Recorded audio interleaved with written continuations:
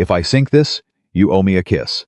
My coworker Claire said it across a pool table after work, loud enough for everyone to hear. I had taught her how to hold a cue 20 minutes earlier. Or I thought I had. She looked like a complete beginner. Fumbling, missing, losing badly in the first round. Then she ran 6 balls without stopping.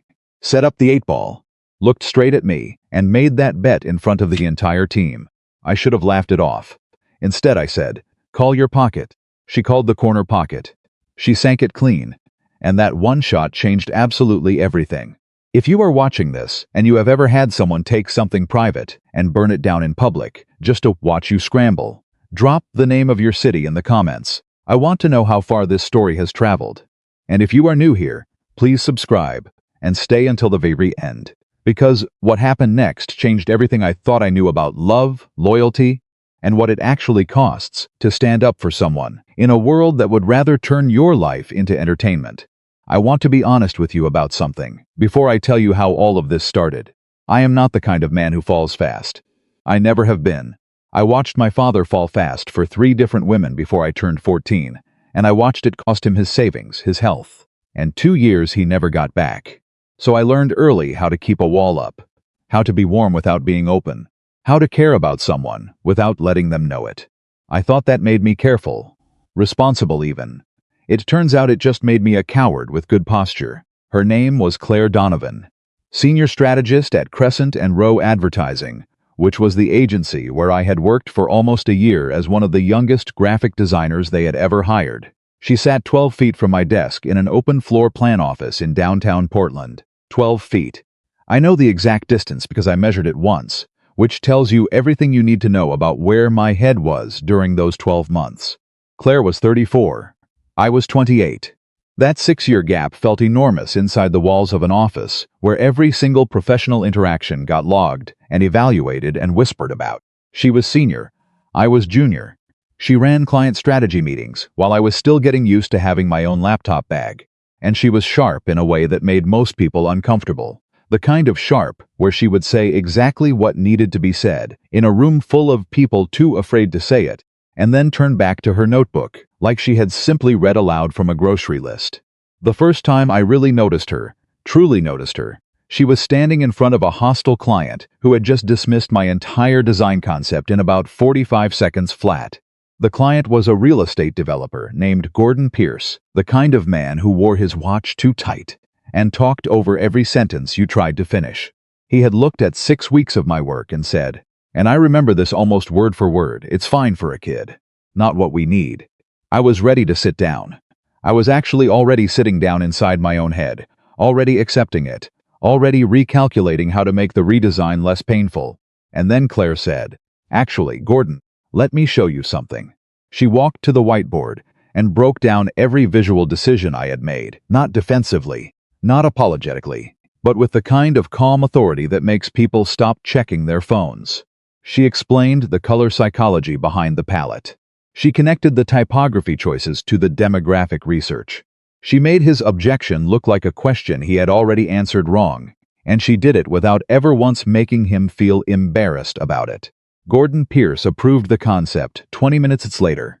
Afterward, in the hallway, she passed me with a paper coffee cup in her hand and said without stopping, "You have good instincts. Stop letting people talk you out of them." That was it. She kept walking. I stood in the hallway for probably 20 seconds longer than I needed to. I told myself that what I felt was professional admiration. And for a while, I almost believed it. For the next several months, Claire and I developed what I can only describe as a friendship that neither of us named. She would steal French fries off my lunch plate when she walked past the break room without ever asking. I would leave handwritten sticky notes on her monitor when I found research articles I thought would be useful for her campaigns. She teased me about my collection of mechanical pencils. I teased her about the fact that she kept her coffee at a temperature that could strip paint. She also had this habit. Whenever she was about to disagree with something a client said, she would tap her pen twice on the table first. Just twice. Like she was giving herself a 1-second warning before she went to war. I noticed it after about the 3rd meeting we were both in. After that, I could never not notice it. I knew I had feelings for her by October. I knew they were serious by November. And by December, I had convinced myself with complete certainty that acting on them would be the most selfish thing I could possibly do. She was senior. I was junior. If people found out she had romantic feelings for a younger subordinate, they would question every decision she ever made in my favor. They would say she had been compromised. They would pull apart her professional record looking for evidence of favoritism, and they would find things to misread. I had watched it happen to other women in other offices. The math was not complicated. A woman in leadership who falls for the younger guy on her team does not get called romantic. She gets called reckless. And I cared about her too much to be the reason people said that about her. So I stayed behind my wall. I kept the sticky notes professional. I kept my eyes level in meetings. I laughed at the right moments and backed off before anything could be interpreted as pursuit. Looking back, I think I was proud of myself for that. I thought I was protecting her. I had no idea that she was watching me do it and reading it as rejection. The night everything changed started with a hospital. Our team had spent 8 weeks on a campaign for a regional hospital network called Northwest Children's Medical Network. It was the kind of account that mattered, not just for billing, but for what it meant. The campaign was about community trust, about showing families that this hospital system was not just a building full of machines, but a network of real people who showed up when things went wrong. My design work on it was some of the best I had ever done. Claire's strategy was precise and human and genuinely moving. When the client approved the campaign, our whole team felt it. Not the fake victory lap you sometimes get after a long project, but actual relief, actual pride. Rebecca Sloan, the agency president, told us in the debrief that this account could become one of the anchoring relationships of the firm for the next decade. We celebrated at a bar called the Blue Lantern, about 3 blocks from the office.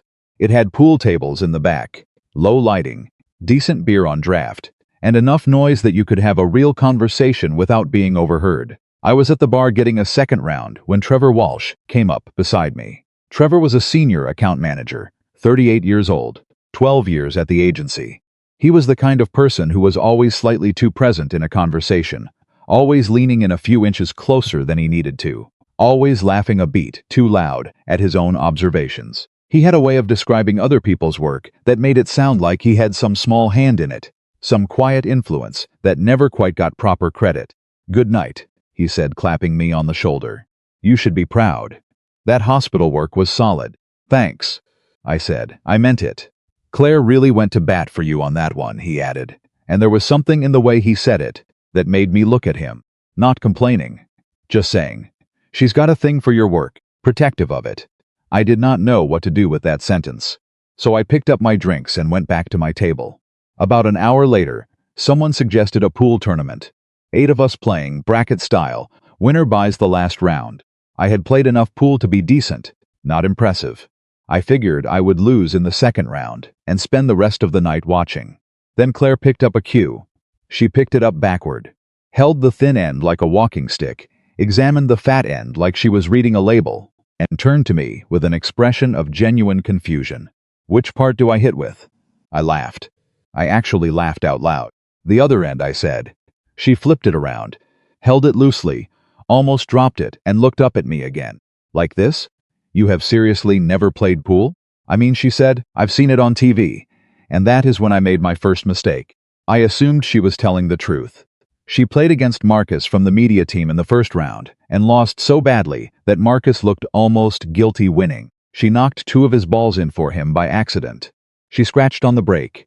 She miscued so hard the cue ball bounced off the table and rolled under a bar stool. By the time she was eliminated, half the table was trying not to laugh, and the other half was actively coaching her.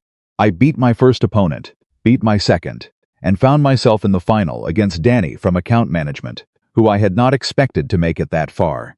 We went back and forth for 20 minutes until I finally closed it out on a combination shot I had no business attempting. While people were congratulating me, I heard Claire's voice from behind me. "One more game." I turned around. She was already chalking a cue, not fumbling with it, not holding it like a walking stick, chalking it.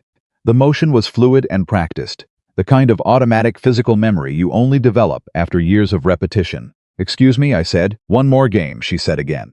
"You and me, right now. You just lost in the first round," I pointed out. She smiled at me. It was a specific kind of smile, one I had never seen from her before. Something that lived in the space between patient and dangerous. Yes, she said, I did. The room had gone a little quiet. People were watching. Natalie from our team pulled out her phone. Marcus leaned against the wall, with his arms crossed. I should have known. I should have put together that the woman who could break down the psychology of a color palette for a hostile client without blinking probably did not lose at anything she chose to do. But I was still operating on the assumption that I had seen something honest, and the honest version of Claire was someone who could not find the right end of a pool cue. Fine, I said. One game I broke. The balls scattered, but nothing dropped. She stepped up to the table without any of the hesitation from earlier. No awkward stance, no wavering elbow, and she ran 3 balls in a row so cleanly and quickly that the bar went genuinely silent. 4, 5, 6. She left herself a difficult angle on the 7th and chose to play safe rather than force it, which is exactly what an experienced player does. A beginner takes the risky shot and hopes. She laid it up against the rail and watched me have to work for position. I started laughing. At myself. How long? I asked. My dad had a table in the basement, she said. I grew up playing. He thought it taught patience and geometry. You hustled me. I allowed you to make assumptions, she said.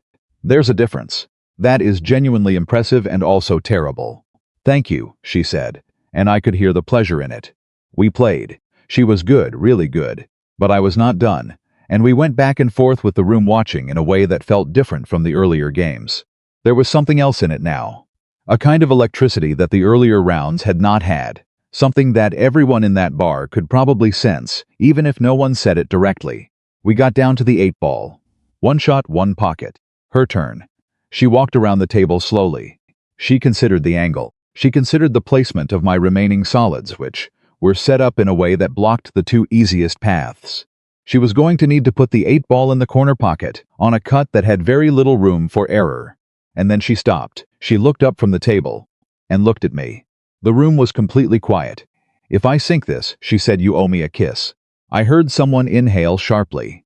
I heard Natalie make a small sound that might have been the beginning of a word. I heard the music from the speaker behind the bar that I had stopped noticing an hour ago. I looked at Claire Donovan across a pool table in the Blue Lantern Bar in Portland, Oregon, and I understood with absolute certainty that she was not joking.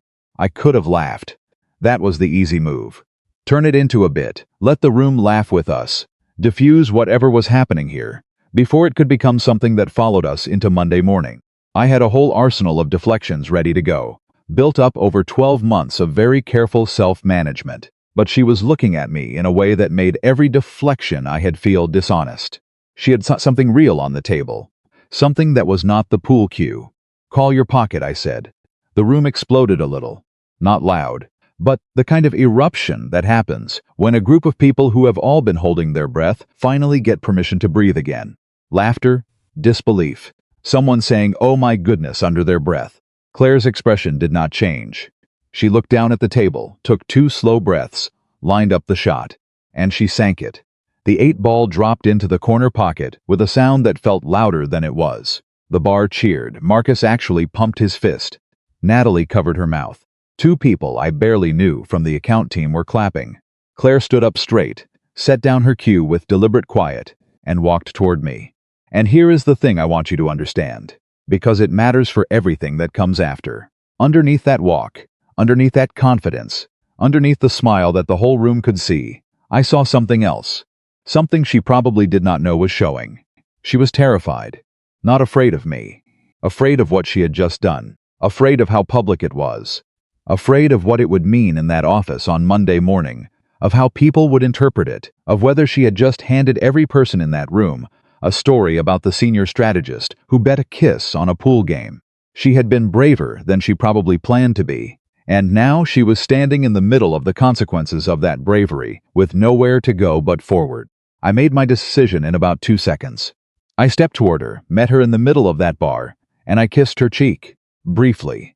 My mouth near her ear, I said, quietly enough that only she could hear, "You deserve a real kiss.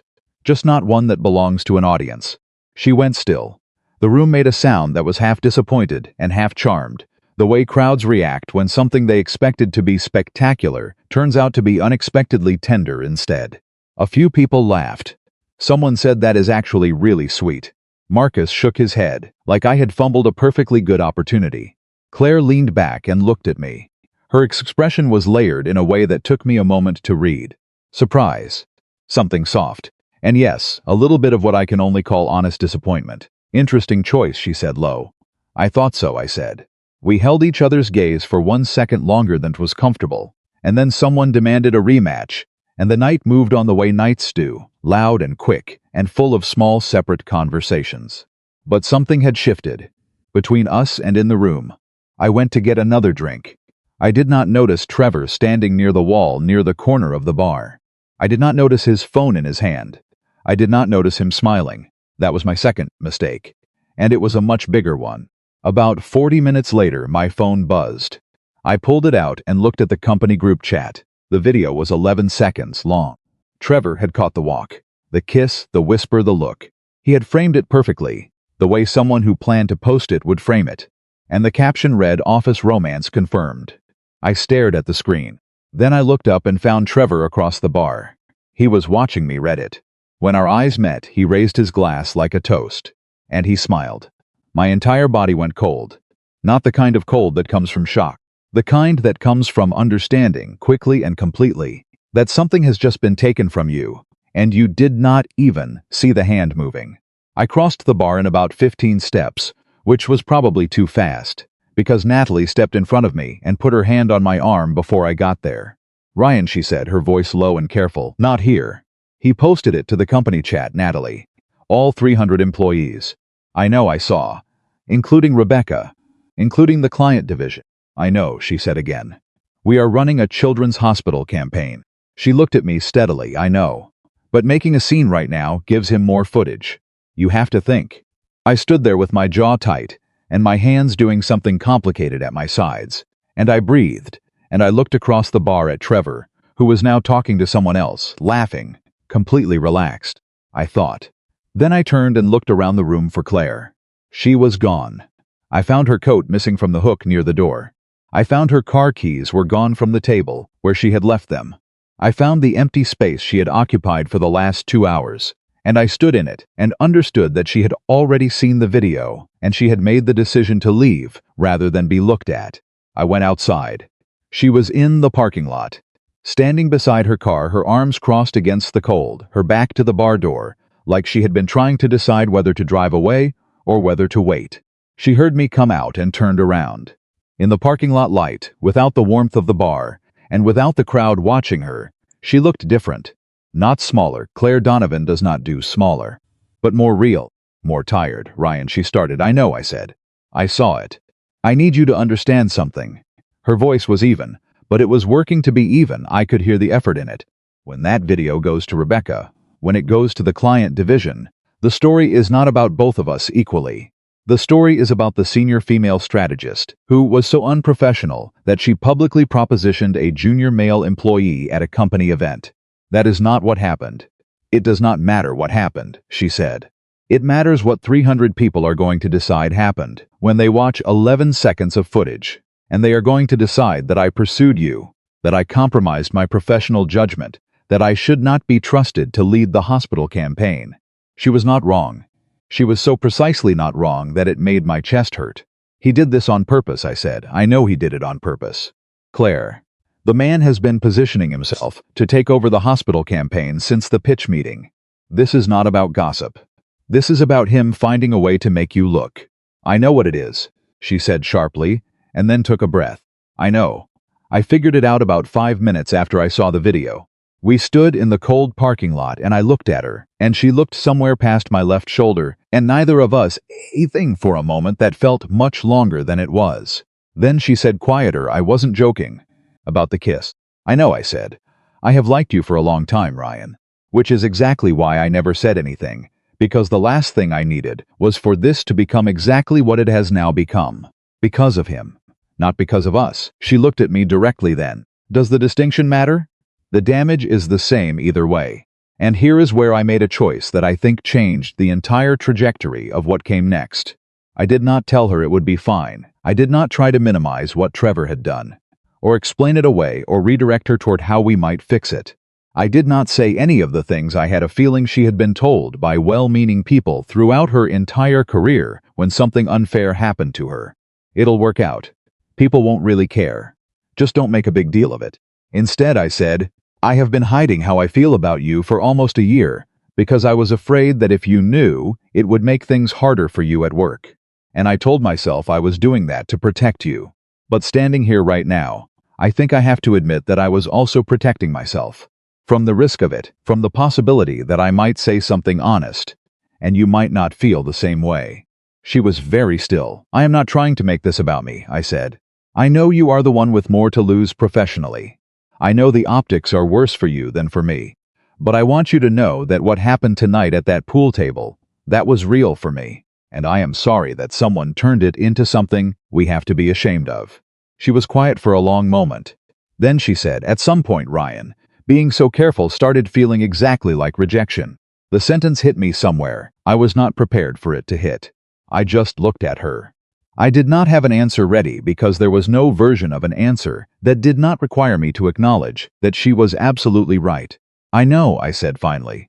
I think you are right. I think I convinced myself that staying quiet was the same as being respectful. And maybe it started that way. But somewhere in the last 12 months, it stopped being respectful and started being just absence. Calculated absence. Yes, she said, simply. Like she had been waiting a long time to have that particular thing acknowledged. The parking lot was cold. The bar noise was muffled through the walls. Somewhere down the block a car alarm went off and then stopped. Can I ask you something? I said. Yes. Can I do this properly? She tilted her head just slightly, waiting. Not in a parking lot because a video posted by someone who wanted to hurt us has forced the conversation. Not because the moment got out in front of us before we were ready. Can I ask you clearly, while you are standing right front of me, and we are both paying full attention, whether you would like to be kissed, actually kissed? Something in her expression shifted. Something tired and defended moved back, just enough. Yes, she said. So I kissed her. In the cold parking lot, with no audience, no pool table, no wager attached. Just two people standing in the quiet outside a bar, choosing to be honest at the same time. She pulled back and looked at me, and I saw the specific expression of someone who has just done something that feels right and terrifying at the same time. And then the bar door opened, and Natalie's face appeared in the light. I need to tell you both something, she said. And it is not good. We turned to look at her. Trevor did not just post to the team chat, Natalie said. He forwarded it. To the whole company. Every department, the entire management chain, the client-facing division. And Claire, she paused, and her voice did something careful. Rebecca's assistant has already sent a message to your calendar. Claire closed her eyes for exactly 3 seconds. When she opened them, she was already somewhere else. Already calculating. Already building the response in real time. Okay, she said. Claire, I said. I am okay, she said. And then she looked at me directly, and there was something in her face that was not okay, but was also under it, something clear and decided and not afraid. We are going to go back inside. We are going to finish our drinks. We are going to be two completely normal colleagues at a company event. And on Monday, we are going to handle this properly. Together, I said. She held my gaze. Together, she said. We went back inside. I found Trevor near the bar 10 minutes later. He was telling a story to 2 junior employees, gesturing with his glass, the king of the room. When he saw me, his expression flickered. Just for a second. Not guilt. Something else, calculation. I did not say anything to him that night. Not a single word. But I filed it. I filed every small thing about the way he watched us, the way he angled his phone, the way he smiled when I caught him, and I held all of it quietly in a place where it would be useful later. When I said goodnight to Claire in the parking lot an hour later, we were both careful, both measured, back inside the professional wrapping that the situation required. Monday, she said. Monday, I said. She got in her car. I walked to mine. I sat for a moment in the dark before starting the engine, thinking about 11 seconds of video and everything that was going to come from it. I thought about a pool shot dropping into a corner pocket with a sound that should have been ordinary. I thought about what she said. At some point, being so careful started feeling exactly like rejection. I thought about Trevor's smile, and I drove home already knowing that the next few days were going to require something from me. That being careful had never asked for. They were going to require me to be brave in public. In front of 300 people, in front of my bosses, in front of a client whose trust we had spent 8 weeks building. Brave in a way that had real consequences attached to it. The kind of brave that actually costs something. The weekend after the Blue Lantern felt like waiting for a verdict. Ryan did not sleep well on Friday night. He lay in his apartment with his phone face down on the nightstand, telling himself not to check the group chat again, checking it anyway every 40 minutes. By 2 in the morning, the thread had 63 replies. Most of them were people reacting with laugh emojis or heart emojis, or that specific teasing thing that coworkers perform when they think they are being supportive. A few were quieter, more careful. The kind of replies that come from people who understand that something complicated has just been made public and are not sure yet which side they want to be on. Trevor had liked every single comment.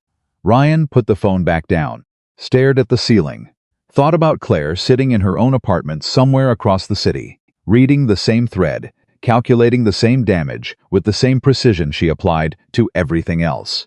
He fell asleep around 4 and woke up at 7, feeling like he had not slept at all. By Saturday afternoon, the notification count had stopped being something he could track. He made coffee, sat at his kitchen table, and opened his laptop to the campaign files for Northwest Children's Medical Network. Not because he needed to work, because looking at the work reminded him what was actually at stake. 8 weeks of strategy and design. A hospital system that served families in some of the most frightened moments of their lives. A campaign built on community trust, on the idea that institutions could be human if they were willing to try. He thought about what it would mean if Trevor successfully used a bar video to dismantle Claire's leadership on that account. Not just for Claire, for the campaign itself, for the message it would send to every junior employee watching how the agency handled it. His phone rang at 3 in the afternoon. It was Claire. He answered before the second ring. "Are you at home?" she said. "Yes." "Good.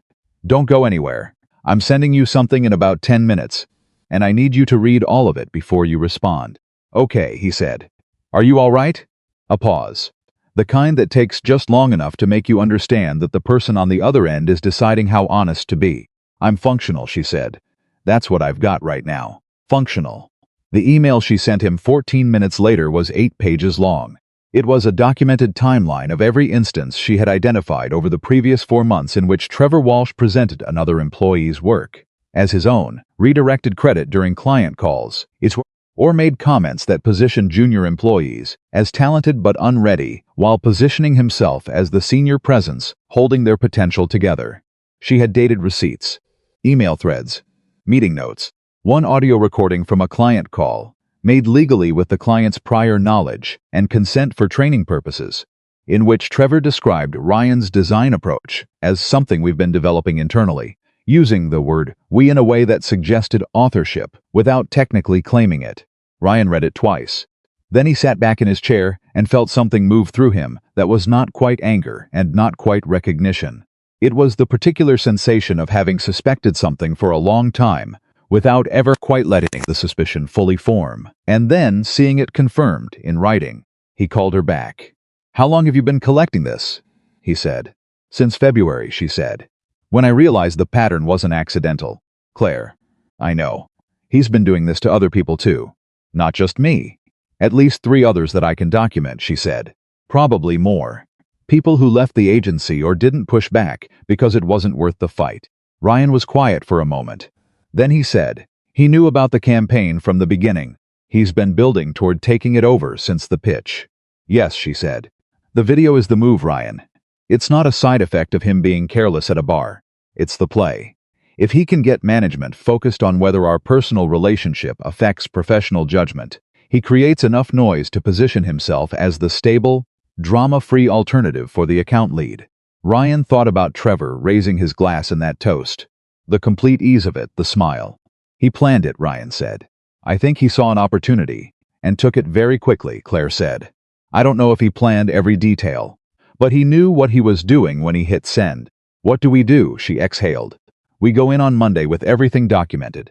We do not get emotional in that room. We do not let Rebecca see us rattled. We present what we have clearly and professionally, and we let the evidence do the work." "And us?" Ryan said. He heard the weight of the question the moment it left his mouth. 2 letters. 1 syllable. everything complicated in it. Another pause. "We don't deny it," Claire said. "Denying it would be dishonest, and I'm not going to do that. But we also don't lead with it. The central issue in that conference room is not whether we have feelings for each other. The central issue is what Trevor did with a privately shared moment between two colleagues, and what he has been doing professionally for the last several months." "Okay," Ryan said. "Ryan," she said. "Yeah, I need you to know something before Monday. Whatever happens in that room, whatever Rebecca decides about the campaign assignments, I need you to be in that meeting because you have things worth saying. Not because I need you to defend me. I can defend myself." "I know you can," he said. "I'm serious. If you walk into that room trying to protect me, you'll make it look like exactly what Trevor wants it to look like. You need to walk in and tell the truth about your own experience. That's it. Can you do that?" Ryan thought about it honestly. Thought about the instinct to step in front of her, to absorb the impact, to make himself a shield. Thought about how that instinct, however sincere, was exactly the thing she was asking him not to act on. "Yes," he said. "I could," she said. "I'll see you Monday," she hung up. Ryan closed his laptop, sat in the quiet of his apartment with the documented evidence of Trevor's pattern spread across his screen, and thought about the specific kind of courage it takes to walk into a room knowing the people in it have already formed an opinion about you. Sunday was harder. Sunday had no forward motion in it. Nothing to prepare that had not already been prepared. Nothing to do but wait and think, and try not to rehearse the Monday conversations so many times that it became performance rather than truth.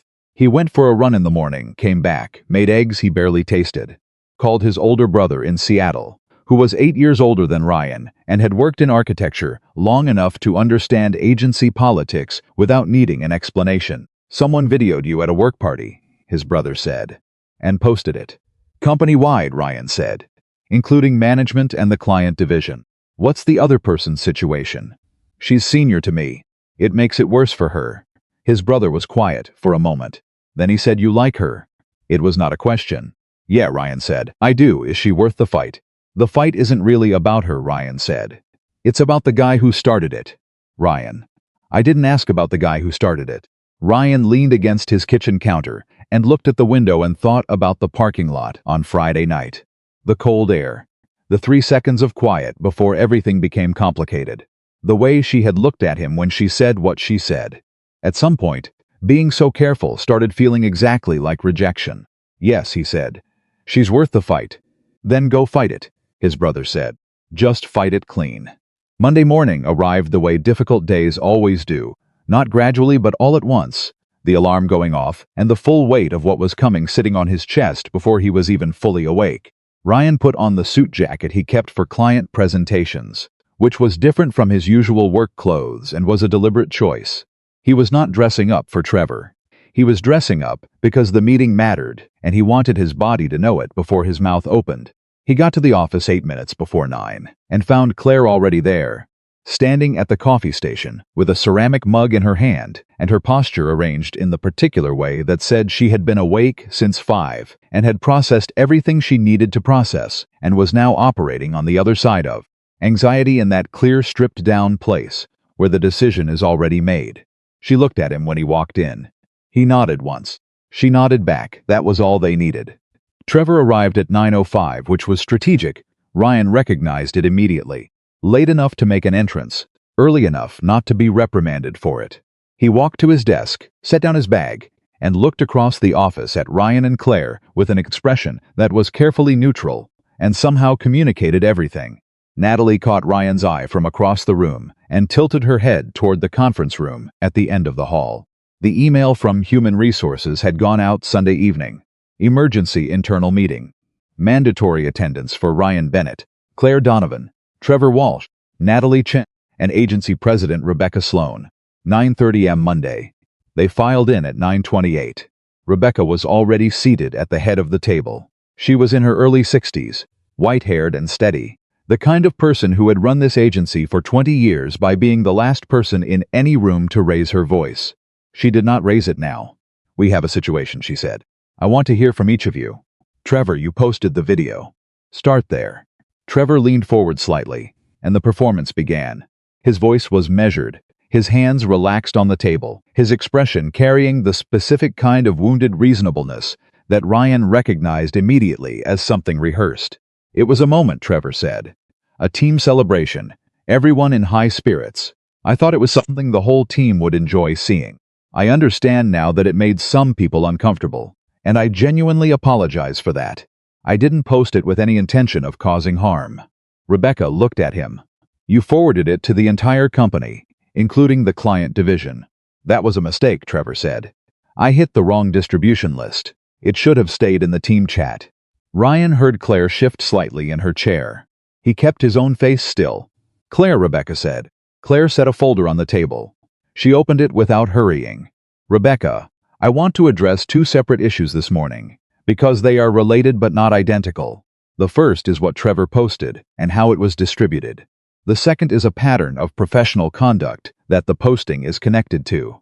She began walking through the documented timeline. Not emotionally, not with any heat in her voice, with the same precision and calm that she brought to client presentations, which was, Ryan thought, exactly right, because she was treating Rebecca like the most important client in the room, which was true. Email threads, revision logs, meeting records, credit attribution on campaign materials. She laid it out over 14 minutes while the conference room stayed completely silent. Trevor's expression shifted 3 times during those 14 minutes. The first shift came around the third document, when he realized the breadth of what she had compiled. The second came around the 8th document, when he understood that this was not a reactive complaint, but a prepared case. The third came when Claire reached the audio recording from the client call. She played 47 seconds of it. Trevor's voice came through the small speaker on her laptop, describing Ryan's design approach as something we've been developing internally. The silence after she stopped the recording was the specific kind of silence that has weight to it. Rebecca looked at Trevor. Trevor opened his mouth, closed it, then said, "Context is important there. I was referring to." "I have the full transcript of that call," Claire said. Not loudly, just factually. She placed the page on the table. Then Ryan spoke. He had been waiting for this moment, and he had thought carefully about how to enter it, not to protect Claire, not to attack Trevor, but to tell his own truth clearly. "Rebecca," he said, "I want to speak to my own experience specifically. Over the last 8 months, I have been in client meetings where my work was discussed using language that erased my authorship. I let it go each time because I was the youngest person in the room, and I wasn't confident that my comfort outweighed the benefit of keeping things smooth. That was my mistake, and I own it. But the pattern Claire has documented is accurate. I can confirm each of the incidents that involved my work directly."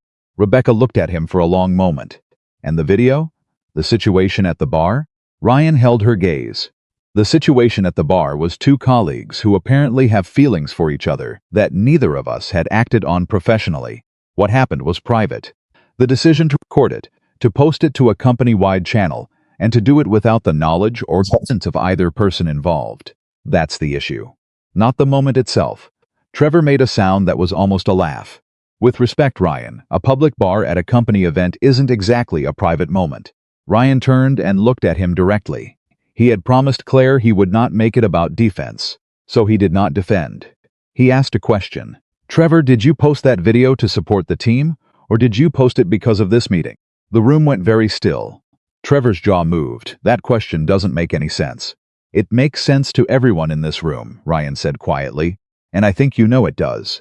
The silence stretched for 4 full seconds, which felt much longer. Then Natalie spoke. She had been sitting near the end of the table with a yellow legal pad in front of her, and until this moment she had not said a single word. Everyone turned to look at her. "I have something to add," she said, "and I want to say up front that I debated whether to bring this here, but I decided the decision wasn't really mine to make about protecting someone who didn't protect other people." She placed her own set of pages on the table. After the video was posted Friday night, Trevor sent a private message to at least 4 people on the team. I was one of them. The message included edited images, screenshots with captions added, the kind of thing that was designed to be funny in a group chat, but would be devastating if it got wider. She slid one of the pages toward Rebecca. Rebecca looked at it. Her expression did not change, but something in the room changed around it. "He didn't post these publicly," Natalie said. "He sent them privately. But he sent them to people he knew would share them. 2 of them already had." "Trevor," said Natalie, "that's a massive." "I have the messages," she said. Timestamped them. With your name on them. The moment was a specific kind of turning point. The kind where everyone in a room understands at the same time that the shape of the conversation has fundamentally changed. Trevor's performance of reasonableness was no longer a performance. It was debris. He leaned back in his chair. The calculation behind his eyes was visible now, stripped of the rehearsed surface. Rebecca closed the folder in front of her. When she spoke, her voice was the same temperature it had been at the start of the meeting, which somehow made it more precise. Trevor, I'm going to ask you to step outside for a few minutes. He stood slowly, straightened his jacket, walked to the door with the controlled walk of someone who has not yet decided whether to fight or to concede, and the door closed behind him. Rebecca looked at the three remaining people at the table. Ryan, Claire, Natalie. The video gets taken down today, she said. Every copy that can be located and removed will be removed. Trevor will receive a formal disciplinary notice and will be required to issue a written apology and complete management conduct training. He is being removed from direct involvement in the hospital campaign, pending a full internal review. Claire exhaled. It was barely audible, but Ryan heard it. Thank you, Rebecca, Claire said. Rebecca looked at her steadily. Don't thank me yet. I have a decision to make about the campaign structure, and I want you both to hear it before it goes to HR.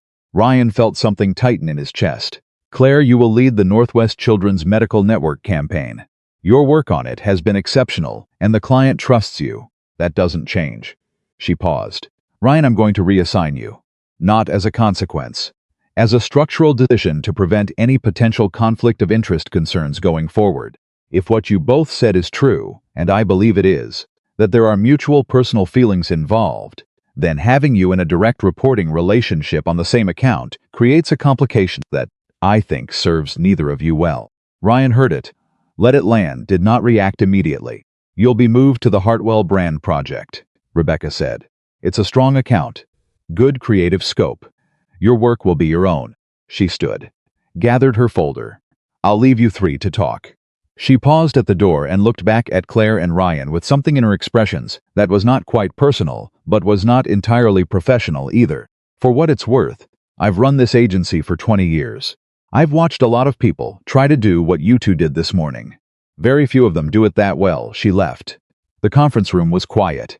Natalie slowly capped her pen and let out a breath that sounded like she had been holding it since Friday. Okay, she said. I need a very strong cup of coffee. She gathered her notes and left with a brief look at both of them that said clearly that she understood they needed the room. Ryan and Claire sat across from each other at the conference table. The folder with 8 pages of documented evidence was still open between them. The legal pad was still there. The small speaker on the laptop that had played 47 seconds of Trevor's voice. Claire looked at the table for a moment. Then she looked at Ryan. The Hartwell account, she said. Yeah, he said. How do you feel about that? He thought about answering the way he would have answered 6 months ago.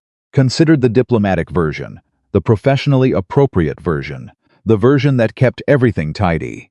Then he thought about what she said in the parking lot. At some point, being so careful started feeling exactly like rejection. Honestly, he said, part of me wants to fight it. That hospital campaign has 8 weeks of my work in it, and walking away from it is not nothing. No, she said, it's not nothing. But the other part of me knows that Rebecca's right about the structure, and I know that if I push back, I make it about me, and right now it shouldn't be about me. She nodded slowly. Then she said something he did not expect. I don't want you to do this because of me. What do you mean? I mean, she said carefully. I need you to be honest with me right now, Ryan. Are you accepting the reassignment because it's the right professional decision, or are you accepting it because you think it's what I need? The question sat between them. He looked at her. She looked back, and her eyes were doing the thing they did when she was about to tap her pen twice on the table before saying the thing that needed to be said. Both, he said. Honestly. Both. I think it's professionally right, and I think it's better for you, and I don't think those two things are in conflict. She held his gaze for a moment. Okay, she said finally. Okay. Then something shifted in her face. Something that had been held tight for 72 hours began to release, not dramatically, not with any collapse, but in the quiet way that real exhaustion shows itself when you finally let it. He's been doing this for months, she said, taking pieces of people's work and wrapping them in his own language. making smart people feel like they needed his translation to be understood. She paused. I should have said something sooner. You said something now, Ryan said. He could have damaged your career, she said. If you hadn't won that regional pitch, if Rebecca hadn't seen your revision logs, if the client hadn't specifically asked for you by name in their feedback, he could have made you look like someone who needed managing, instead of someone doing the managing. Claire, I'm serious. He almost took something from you that you built with actual work. He didn't, Ryan said, because you documented it. For 4 months you were building that file, and you didn't do it for yourself. You did it because you could see what was happening to people who didn't have the standing to fight it. She looked at the table again. When she looked up, her eyes were brighter than usual. Don't make me cry in a conference room, she said. I'm just telling the truth. I know, she said. That's the problem. He stood from his chair and walked around the table to where she was sitting. She turned her chair slightly to face him and looked up. He did not reach for her hand or make any gesture that could be read as anything other than what it was. He crouched down to her eye level and said quietly, We did that together. You and me and Natalie. And it was enough. She held his gaze. Nodded. There's a diner 3 blocks north, she said. On Morrison. They have terrible fluorescent lighting and excellent pie, and absolutely no connection to anyone at this agency. When? Tonight, she said. 7 o'clock. I want to talk about something that isn't Trevor Walsh or HR policy or campaign structure. What do you want to talk about? She looked at him steadily. I want to talk about whatever Tuesday looks like. He did not understand the full weight of that sentence until later. Not until he was back at his desk, processing the morning, processing the reassignment, processing the particular texture of the last 72 hours. He turned it over in his mind the way she had said it. Not Friday, which was the excitement. Not Monday, which was the fight. Tuesday, the ordinary day after the extraordinary ones. The day that has no drama and no adrenaline and no crowd watching. She was asking whether he was interested in the version of this that was not exciting. The version that was just real. He sat at his desk and pulled up the files for the Hartwell brand account. He spent the rest of the afternoon reading through the brief, making notes in the margins, beginning to see where the design opportunities were in it. Good work. Real scope his own. At 5 minutes to 7, he walked 3 blocks north to a diner on Morrison Street. Bad fluorescent lighting just as promised. Vinyl seats with tape over the cracks. A menu that had not changed since approximately 1987. The specific kind of comfortable that only comes from a place that has stopped trying to impress anyone. Claire was already there, sitting in a booth near the back with 2 menus she was clearly not reading. She had changed out of her work clothes. Dark sweater, hair down, and without the armor of the professional day around her, she looked different. Not smaller, just more herself. He slid into the booth across from her. The server came. They ordered coffee and 2 slices of what turned out to be genuinely outstanding pie. How do you feel, she said. He said honestly. And something else I don't have a word for yet. She nodded like she knew exactly what he meant. The thing after the hard thing. Yeah, he said. That. She wrapped her hands around her coffee cup. My dad had a saying. He said the bravest thing you can do is be ordinary after you've been extraordinary. Because extraordinary gets its own momentum. Ordinary requires you to just keep choosing. Ryan looked at her, across the table, in the bad fluorescent light, with the sound of the city outside and the smell of coffee and something baking in the back. Tell me something I don't know about you, he said. She looked surprised. Then slowly she smiled. My first job out of college was at a paper mill in rural Oregon. I lasted 4 months. I wrote a 40-page analysis of their internal communication structure that nobody asked for and left it on the plant manager's desk the day I quit. Ryan laughed, actually laughed, real and unguarded. What did he do with it? He called me 8 months later, she said. Told me they'd implemented half of it. Offered me my job back. Did you take it? I was already at my second job, she said, which I also lasted 4 months at. She tilted her head. Your turn.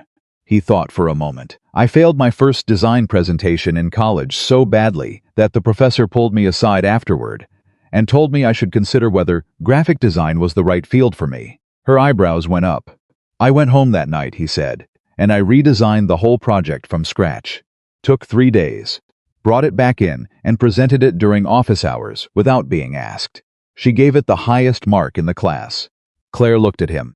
That's the most Ryan Bennett thing I've ever heard. You barely know me, he said. I know more than you think, she said. And the way she said it was quiet and true, and not a challenge, just a fact she had been sitting with for a while. They stayed at that diner for 2.5 hours. They talked about their fathers, about the specific pressure that comes from proving yourself in rooms that were not built for you, about the small things that accumulate into a life. She told him about a photograph of a coastline she kept in her apartment that she had taken herself with a disposable camera the summer after her mother got sick. He told her about the first design he had ever done for the agency, a rough logo concept that never made it past the internal review stage. I kept it, she said suddenly. He stopped. What? The logo. The rough one. I printed it out after you threw it in the recycle bin in November. She looked at him steadily. I kept it because it had something in it. Before you were confident, before you knew how good you were, that logo had courage in it. And I wanted to remember what that looked like. The diner hummed around them. A couple 2 booths over argued gently about directions. The server refilled their coffee without asking.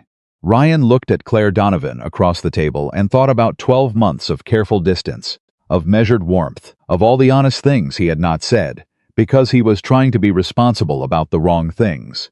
I want to do this right, he said. Define right, she said. Properly disclosed to HR. Clear boundaries at work. Real, outside the office, where we get to be actual people instead of professional categories. She looked at him. That sounds like a responsible adult talking. I've been told I'm sometimes overly careful, he said. She smiled then, not the bar smile, not the strategic smile, but the real one, the one she probably did not give to many people or many rooms, the one that did not perform anything at all. There's a disclosure form, she said. Standard HR document. I already looked it up. Of course you did. I can send it to you tonight. Okay, he said. And Ryan, she said. Yeah. When I send that email to HR, it means this is real. Not exciting. Not something to figure out later. Real. With all the complications that come with it. Are you ready for that? He did not answer right away. Because she deserved an honest answer. Not a fast one. He thought about Monday morning. About walking into that conference room, knowing what was waiting. About the courage it had taken both of them to tell the truth in front of their bosses without making it a performance, or a negotiation, or a story. About the way she had built that documentation for 4 months, because she could see injustice happening to people who could not defend themselves, and she had done it quietly, without announcement. About a pool shot dropping into a corner pocket, with a sound that should have been ordinary. Yes, he said, I'm ready. She held his gaze for one long moment. Then she picked up her coffee cup, held it toward him slightly.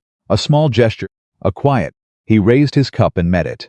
Outside on Morrison Street, the city moved in the ordinary way. It always moved on an ordinary Monday night in Portland. Buses and bikes and people walking fast with their hands in their pockets. Nobody paying any attention to a diner, with bad fluorescent lighting, and 2 people inside it figuring out what comes after the hard thing. What comes after is what you build on purpose. And they were just starting to understand what that meant. The HR disclosure form went through at 11:47 on Monday night. Claire sent it from her kitchen table, with her second cup of tea going cold beside her laptop. Ryan received the confirmation copy at 11:49, read it twice, and sat with it for a moment, the way you sit with something that has officially become real. Not exciting real the way the bar had been. Real. The kind that shows up on official documents and gets filed in personnel records, and means that Tuesday morning would be different from every Tuesday morning that came before it. He typed back 3 words, received. Thank you. Good night. She replied with one, good night. That was it. No declarations. No dramatic punctuation. Just 2 people who had said the important things already and understood that the rest of it would be built in increments, in ordinary days, in the slow accumulation of honest choices. Ryan slept better that night than he had since Thursday. Tuesday arrived clean and sharp the way fall mornings in Portland sometimes do, the air carrying that particular quality that makes everything feel slightly more in focus than usual. He got to the office at 8:40. His desk had been partially cleared already. A small stack of folders marked with the Hartwell account logo, sitting where his Northwest Children's Medical Network files used to be. The transition had already started moving at the administrative level, which meant Rebecca had been busy before anyone arrived. He sat down. He opened the Hartwell brief. He started working. This was the part nobody watched. The part after the conference room, after the documented confrontation, after the HR meeting, and the formal notices, and the moment where everything in a story usually resolves and the credits roll. In real life, there is no credit sequence. There is just 8:45 on a Tuesday morning and a new account brief, and the choice to put your head down and do the work well. He chose it. He put his head down and did the work. Claire's campaign, the hospital account, was running full speed now without Trevor's interference, and Ryan could see from across the office that she was operating at a different level. Lighter, somehow. Not relaxed. Claire was never precisely relaxed at work, but unobstructed. The way a person moves when something that had been priced against them for months is finally gone. They were professional at the office. Clean lines. No lunch at the same table. No sticky notes. Nothing that could become ammunition for anyone watching. Outside the office, they were figuring out what they were, slowly and honestly, over dinners that ran longer than either of them planned, and phone calls that started as practical and ended up somewhere else. 3 weeks passed like that. Good weeks quietly. And then the internal investigation results came back. Ryan heard about it from Natalie, who stopped by his desk on a Thursday afternoon with the specific expression of someone carrying information they have been waiting all day to deliver. "The investigation is done," she said, keeping her voice low. He looked up from the Hartwell files. "And? It's worse than we thought," she said. "Not just the 3 junior employees Claire documented. They found 6 more. 2 of them filed separate informal complaints last year that got categorized as miscommunication and closed. One person left the agency 8 months ago, and when HR reached out, she gave them a statement that matched Claire's documentation, point for point." Ryan set down his pencil. 6 more total, including you," Natalie said. "And they found something else. 2 client accounts, where Trevor's billing records show him logged as primary creative lead on deliverables that the revision history shows were built almost entirely by other people. That one landed differently. Not just taking internal credit. Billing fraud, or close enough to it, that the distinction probably did not matter much to the agency's legal team. What happens now, he said. Natalie looked at him steadily. He's out of management. Effective immediately. They're deciding whether to terminate or reassign. Either way, he's done leading anything. Ryan absorbed that. He thought about Trevor raising his glass in the Blue Lantern, about the ease of that smile, about the 6 people who had let it go because the fight was not worth it, and the 1 person who left rather than keep fighting, and the file Claire had been building quietly for 4 months because she understood before anyone else did that patterns like this do not stop on their own. Does Claire know? He said. She's in Rebecca's office right now, Natalie said. He looked toward the glass wall at the far end of the floor. He could see the shapes of 2 figures through it. Rebecca at her desk, Claire across from her. He turned back to his files and waited. Claire came out of Rebecca's office 40 minutes later. She walked back to her desk without looking at Ryan directly, which he understood. They had agreed on the boundaries. He watched her sit down, open her laptop, and begin typing with the focused intensity of someone who is processing something large by putting it immediately into productive motion. She sent him a text at 5:05, when the office had mostly emptied. It read, "Dinner tonight. Not Morrison Street. Somewhere further." He replied, "Name it." She named a small Japanese place in northeast Portland that neither of them had been to before, which was the point. Somewhere with no associations, no wait. A clean table. He got there first and was on his second glass of water when she came in. She sat down, picked up the menu, set it back down without looking at it, and said 6 more people. Natalie told me, he said.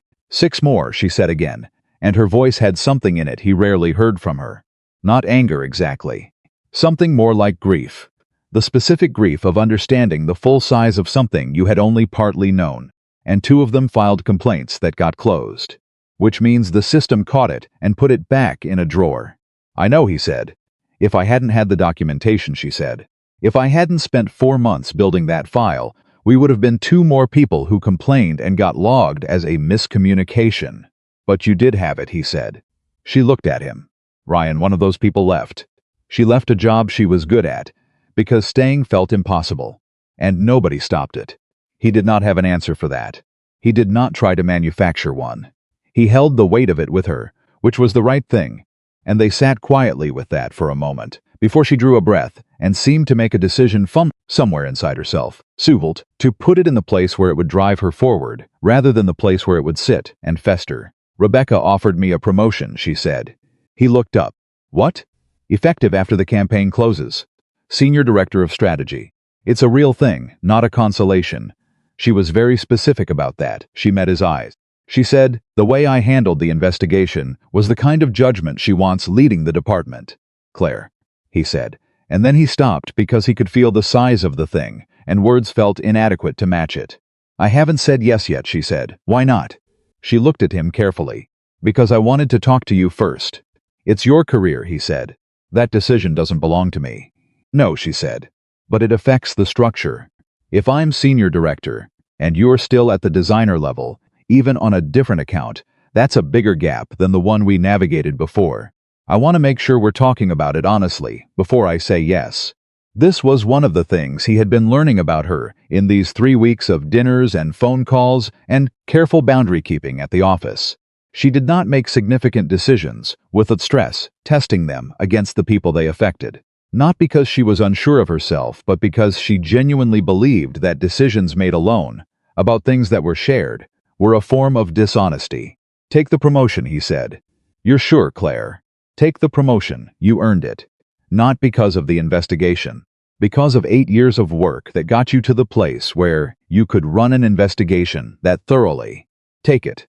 She looked at him for a long moment. Then something in her face settled. That specific settling of a decision made. Not reluctantly but cleanly. The way things settle when they were already the right answer and needed one more voice to confirm it. Okay, she said. I'm going to say yes tomorrow. They ordered dinner. They talked about the Hartwell account, which Ryan was starting to find genuinely interesting in a way he had not expected. They talked about a restaurant she wanted to try in Southeast Portland. They talked about her father, who had called that week to ask whether she was eating enough, which she said, with the specific mix of exasperation and tenderness that adult children reserve for parents, who still worry about the things they worried about when you were 10. He drove home that night, feeling something he did not immediately have a name for. He sat in his car outside his building for a moment and tried to find it. It was stability. The feeling of standing on ground that does not shift. He had not felt it in a long time, and it took him a moment to recognize it because it was quiet, not dramatic, not the high of Friday night at the pool table or the adrenaline of Monday morning in the conference room. Just the quiet, solid feeling of something real. He went inside and slept. The following 3 weeks ran hard and fast. Claire said yes to the promotion. The formal announcement went to the agency on a Wednesday morning, and Ryan watched from his desk as the office responded. Most people were genuinely pleased. A few were the specific kind of pleased that is mostly envy wearing good manners. 2 people from the account team stopped by Claire Dunn's desk to congratulate her in a way that was warm and real, and Ryan caught the moment from across the room and felt something he was not expecting, which was pride. Clean, straightforward pride, without any of the complicated professional calculus attached to it. Trevor Walsh's exit from management was announced the same week as a restructuring, which was the agency's way of removing the public embarrassment from the situation while still managing the legal and HR requirements. He was offered a reduced non-management role, which he declined. The formal termination was processed by the end of the month. Ryan heard about it through Natalie in the same low-voiced desk-side delivery she used for all information of this nature. He's gone, she said on a Friday afternoon. Ryan nodded. Did not feel what he might have expected to feel. Not satisfaction exactly. More like the closing of a chapter that had been left open too long. The 7 people he affected, Ryan said. Does anyone follow up with them? Natalie looked at him. HR sent letters. That's not what I asked. She was quiet for a moment. No, she said, not formally. He thought about that over the weekend. Thought about the woman who had left the agency 8 months ago. Thought about the statement she had given HR that matched Claire's documentation point for point, which meant she had kept her own records, had carried her own evidence out the door with her on the day she left, and had waited, apparently, for someone to finally ask. He mentioned it to Claire on Sunday evening, during a phone call that had started as a check-in about the Hartwell account and ended up somewhere more important. I keep thinking about her, he said. The one who left. I know, Claire said. Me too. Someone should reach out. Not her a person. I'm working on something, she said. It was the way she said it when she had already started moving on a problem and did not want to say more until it was further along. He had learned to recognize the tone. Okay, he said. He trusted her with it. The Northwest Children's Medical Network campaign launched its public phase on a Tuesday in late November. Ryan saw the first billboard from his car on the way to work, which was pure coincidence, and also felt like nothing of the sort. It was one of his original design concepts, slightly adjusted for the final print specifications. Clean typography. The photograph of a family at the hospital entrance, not staged, genuinely captured, with the kind of warmth that stock photography cannot replicate. The tagline beneath it was Claire's, 4 words that had emerged from one of their earliest strategy sessions and survived every revision because they were simply right. He pulled over and looked at it for a moment, his work. In the world. Under his own name, even though his name was not on the billboard, his craft was, and he knew the difference between those two things, in a way he had not known clearly until this year. He took a photo and sent it to Claire with no caption. She replied 40 seconds later with 3 words. I saw it. Nothing more. Nothing more was needed.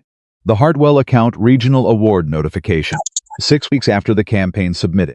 Ryan was at his desk when the email came through, and he read it 3 times because his brain kept skipping over the part where it said his name was the lead designer listed for the submission.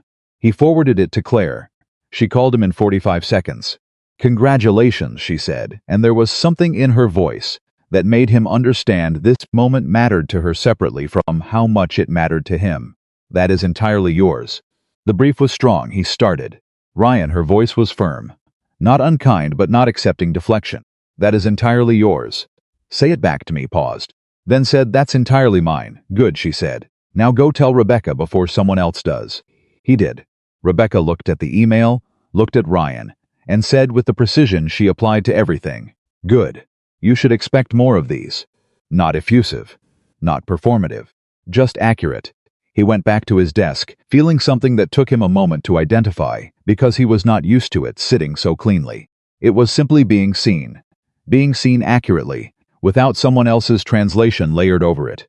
The work speaking for itself, because nobody had gotten between it and the room. It was what Claire had been trying to give him.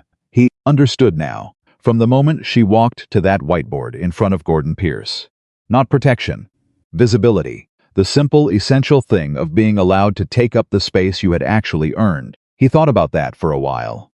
A week before Christmas, something happened that none of them anticipated. The woman who had left the agency, her name was Priya. She reached out. Not to HR, not through a formal channel.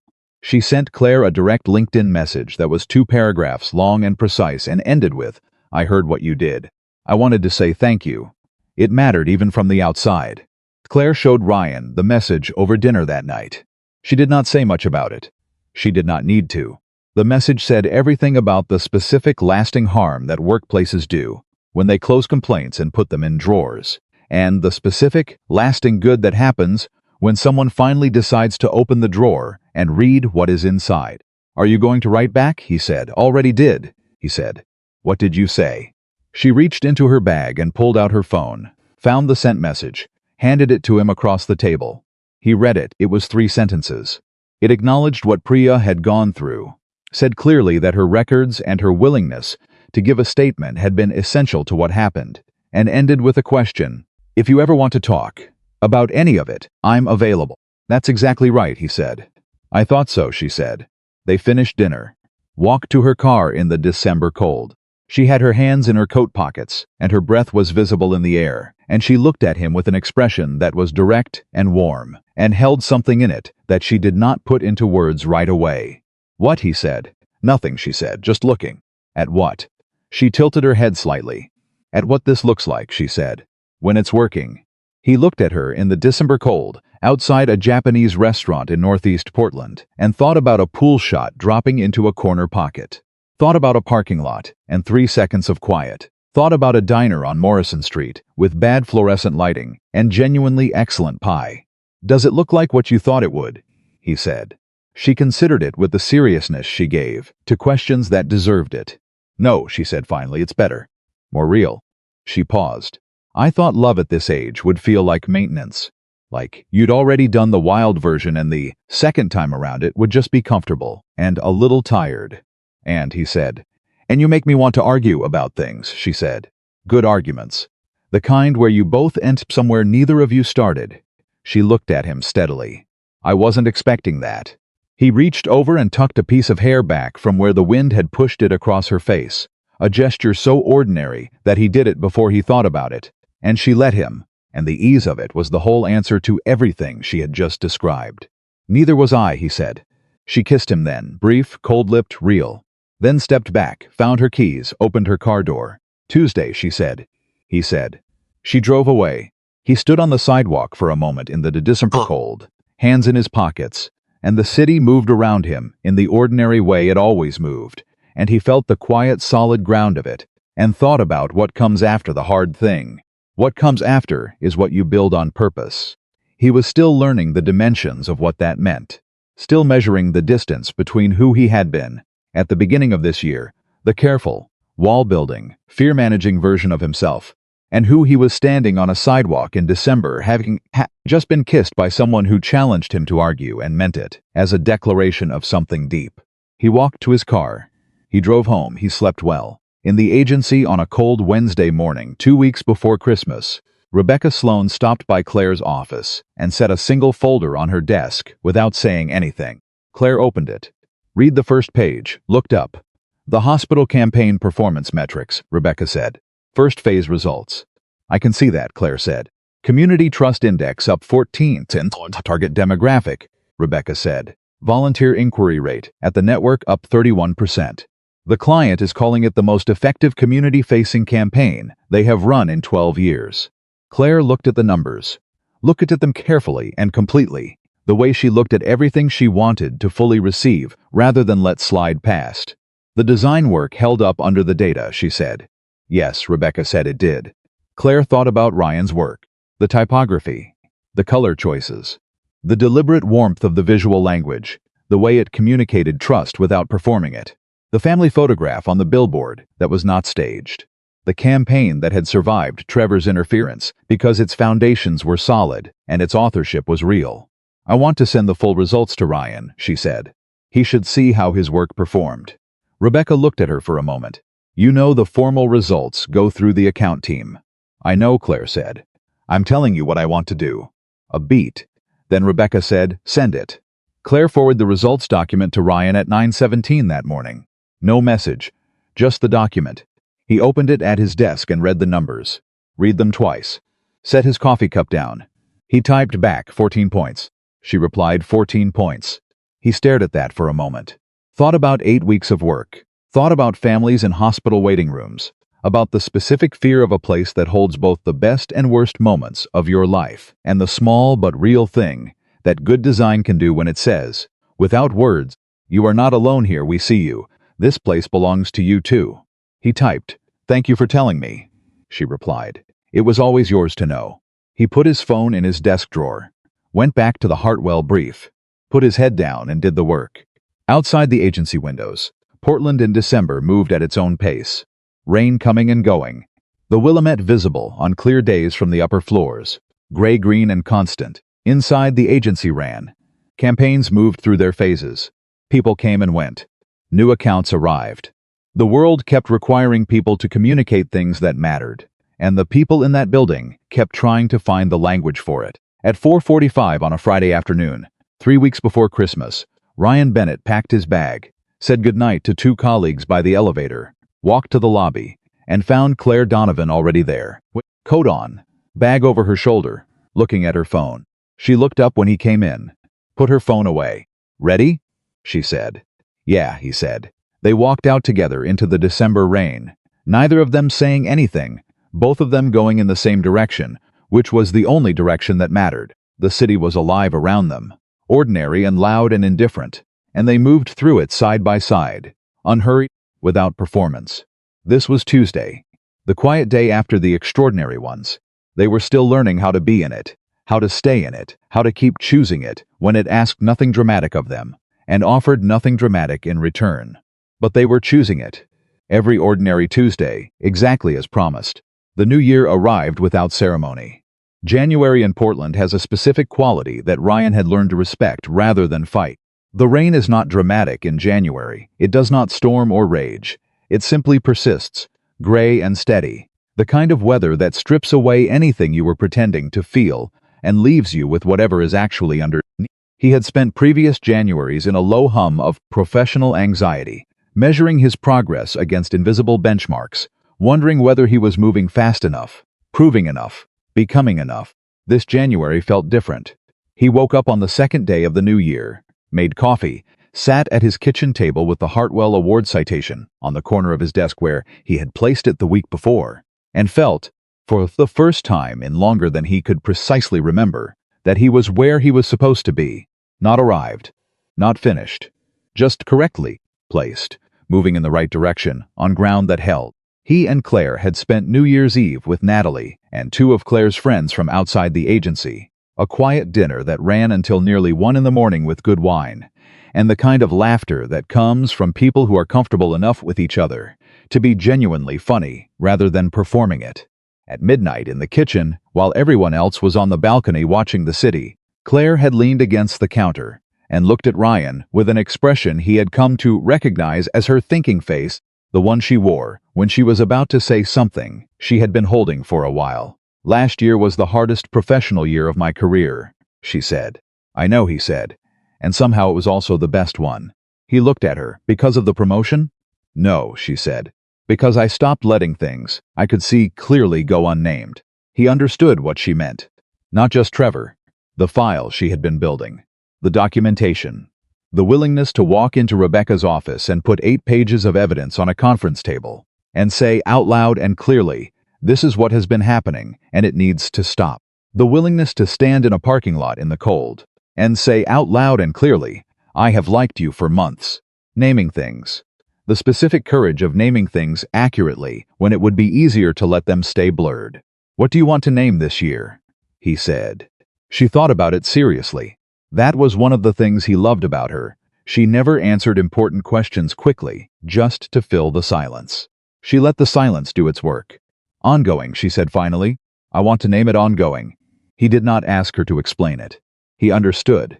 Not a new beginning, not a turning point, not a resolution. Ongoing. The continuation of something already in motion, built on real foundations, moving forward not because it was dramatic, but because it was chosen. "Okay," he said. Ongoing. They went back to the balcony with everyone else and watched the last of the fireworks over the city, and she stood close enough to him that their shoulders were touching, and neither of them moved away.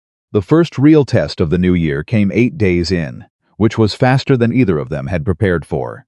It arrived not from outside, not from a Trevor-shaped problem, but from inside, from the place between them, where the hardest things always come from, when a relationship is real enough to generate its own weather. Ryan got the call on a Thursday morning at 9:20. He was at his desk, halfway through a revised visual brief for the Hartwell campaign's spring phase, when his lit up with a name he had not seen in 2 years. Marcus Webb, senior creative director at a design studio called Aldine & West based in Seattle. Aldine was not a small studio. It was one of the most respected independent design firms in the Pacific Northwest, known for the kind of work that won national attention and paid accordingly. Marcus Webb was not calling to chat. "I've been watching your work," Marcus said, after the brief pleasantries that serious people conduct quickly so they can get to the point. "The Hartwell campaign, the hospital work before that, the regional award. You have a specific quality in your design language that I think is rare, and I think it's underdeveloped where you are." Ryan said nothing. Waited. "We have a senior designer position opening in March," Marcus said. "I want you to consider applying." Not a courtesy conversation. "I want you to apply." Ryan sat very still at his desk. The office moved around him in its ordinary Thursday morning way. Phones ringing, keyboards clicking, someone laughing near the elevator. He was aware of all of it and processing none of it. "I'm listening," he said. Marcus talked for 12 minutes. The position, the compensation, the scope of the work, the culture of the studio. Ryan asked 4 questions, which Marcus answered without hedging. By the time the call ended, Ryan had enough information to understand that this was not a courtesy call and not a speculative reach. This was a real offer in motion, contingent on a formal application that was more a formality than a competition. He sat with his phone in his hand for a while, after the call ended. Then he looked across the office. Claire was in a glass-walled meeting room, leading a strategy session with 3 members of her team. She had a marker in her hand and was writing on the whiteboard, in her precise, slightly left-leaning script. She said something Ryan could not hear through the glass, and one of the team members started nodding immediately, which was the specific kind of nod. That means the thing that was just said is exactly right. She did not look in his direction. She was working. He turned back to his computer, opened the Hartwell brief. Read the same paragraph 3 times without absorbing it. He told her that evening. They were at her apartment, which he had been to 6 times now, and which was beginning to feel like a space he knew, rather than a space he was visiting. She had made pasta, one of 3 things she cooked with genuine confidence, and they were at her kitchen table when he said, setting down his fork, "I got a call today." She looked at him immediately. "What kind of call?" "Aldine and West." A pause. He watched her face. She knew the name, of course she knew the name. "Seattle," she said. "Senior designer position, March." She was quiet for 3 full seconds, which for Claire was a significant measure of time. "Did you apply?" "Not yet," he said. "I wanted to talk to you first." She set down her own fork. She looked at the table for a moment, then at him, and when she looked at him, her expression was the specific one she used when she was holding 2 things at the same time and giving them both their due weight. "Ryan," she said carefully, "how do you feel about it?" "Set me aside completely. How do you feel about it on its own terms?" "I feel like it's the right size for where I am," he said. It cost him something to say it that plainly. "I feel like the work I would do there would push me past where I can go from here. I feel like senior designer at Aldine at 29 is a different career trajectory than senior designer at Crixlont and Rowe at 35. Then you should apply," she said. He looked at her. "Claire." "Ryan. You should apply. We've been doing this for 3 months," he said. 3 months and it's working." "I don't want to." "Stop," she said. Not harshly, firmly, the way she stopped things that were about to go in the wrong direction. "Listen to me. If this is real, and I believe it is, then it should make us braver, not less ambitious, not smaller. If you don't apply to Aldine because of me, you will spend the next 2 years carrying the weight of that choice, and eventually the weight of it will sit between us, whether you intend it to or not." He was silent. "I know what it feels like," she said, quieter now, "to make yourself smaller for a relationship. I did it in my 20s for someone who never asked me to and wouldn't have wanted me to, if I'd had the courage to ask him. I am not doing that again, and I am not letting you do it either." He looked at her across the kitchen table and thought about what she had said, on a night that felt like years ago, but was actually only a few months. If this is real, then it should make us braver. She had said it in a conference room hallway, when he was trying to decide whether to accept a reassignment. She was saying it again, in a different hallway, a different kind of reassignment. She meant it both times, completely. "Seattle is 4 hours away," he said. "I know where Seattle is," she said. "That's not a small thing." "No," she said, "it's not. But small things don't build anything worth keeping." They sat with it for a while. Not arguing, not retreating, just sitting with the actual shape of the thing and not trying to make it smaller than it was. Finally he said, "If I apply, and if I get it, we would have to change how this works." "Yes," she said, "weekendly. Phone calls on weekdays. Not the same city." "I know what it means, Ryan." Her voice was even, but there was something underneath it that was working hard to stay even. "Do you want to try?" he said, not testing her, asking honestly. She looked at him directly. The way she always looked at things, she was going to answer truthfully. "I want to try," she said. "I want to try, because the alternative is you staying somewhere smaller than you should be, and I think that would eventually cost us more than the distance will." He applied the following Monday. The 3 weeks between the application and the interview were some of the most quietly difficult weeks he had navigated in recent memory. Not because anything was wrong exactly, but because nothing was certain, and living in uncertainty, while continuing to choose someone, requires a specific kind of daily discipline that is harder than it looks from the outside. He and Claire did not talk about it constantly. They talked about it when there was something real to say, and let it sit in the background the rest of the time, which was itself a form of maturity that he recognized and was grateful for. She did not push him for updates. He did not perform anxiety for her sympathy. They just kept being 2 people who showed up for each other in the ways they had established, honest and steady and unbothered, by the idea that love does not require constant narration to remain real. The interview was on a Wednesday in late January. Ryan drove to Seattle, which took 3.5 hours in light traffic, and spent 2 hours at the Aldine and West studio, looking at the work on the walls and sitting across from Marcus Webb and 3 other senior staff, presenting his portfolio and answering questions with the calm authority that Claire had been telling him he possessed since the day she described his instincts as good and told him to stop letting people talk him out of them. He drove back to Portland in the dark, 4 hours because the traffic was heavy going south. He stopped at a gas station outside Olympia, sat in the parking lot, and called her. She picked up on the second ring. "How did it feel?" she said. "Not how did it go. How did it feel? Like I belonged in the room," he said. "I've never said that after an interview before." A pause. He could hear her breathing. "Good," she said. Her voice was warm and slightly rough in the way that voices get when they are holding something.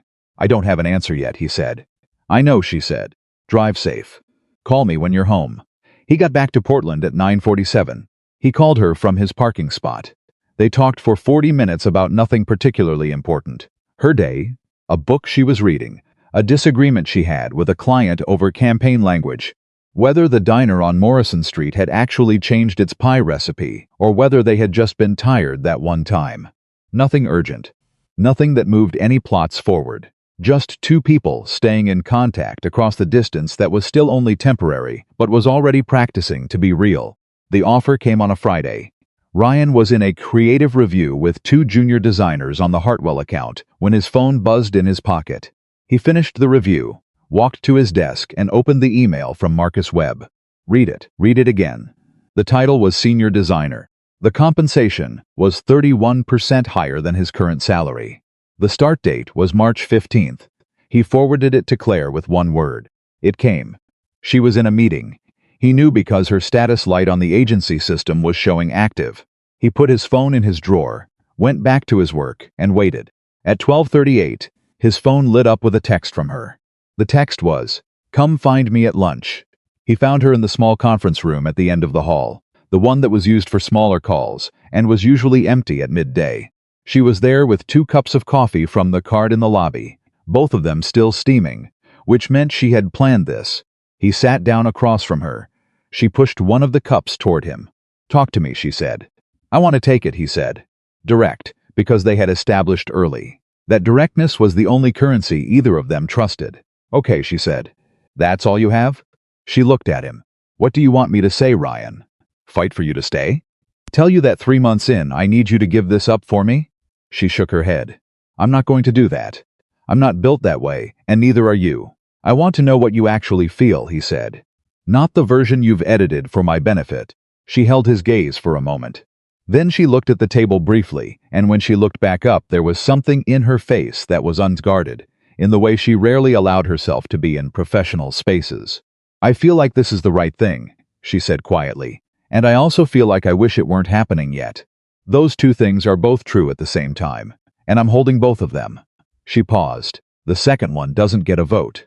But it exists, and I'm not going to pretend it doesn't just to make you feel better about leaving." This was one of the things, he thought. One of the specific, essential things about her that he had understood gradually over these months. She did not perform emotions for his comfort. She did not make herself smaller to spare him complexity. She gave him the full picture, the edited professional version and the raw true version, and trusted him to hold both. "I'm not leaving you," he said. "I know," she said. "You're leaving the building. Those are different things. Are we clear on that?" "Yes," she said. "Are you?" He looked at her steadily. "Yes, completely." She picked up her coffee cup. "Then take the job. Do good work. Make them understand what you're worth from day one." "What about us?" he said. "Weekends," she said. "Phone calls. The same as the last 3 weeks, except the distance becomes real instead of theoretical." She paused. "I have personal days I haven't used since March. And Seattle has airports." Something in his chest eased. Not because the situation had changed, but because she was in it with him clearly, and without resentment, and without making him feel like the choice was a betrayal. She was making it a shared navigation rather than a departure. "I'm going to call Marcus today." "Good," she said. He stood from the table. She stayed seated, both hands around her coffee cup. He looked at her for a moment. "Thank you," he said. For not making me choose. Don't thank me for that, she said. That's just the minimum for being a real partner. Thank me when I drive 4 hours in January rain to see you on a weekend I could have spent in bed. He laughed. Genuine, full. The kind that happens when something is exactly right. She smiled at him, the real one. He called Marcus at 1:15 and accepted the position. The next 6 weeks were the most compressed period of his professional life. Transition documents, knowledge transfer, the particular emotional mathematics of leaving a place that made you and knowing you are ready to leave it.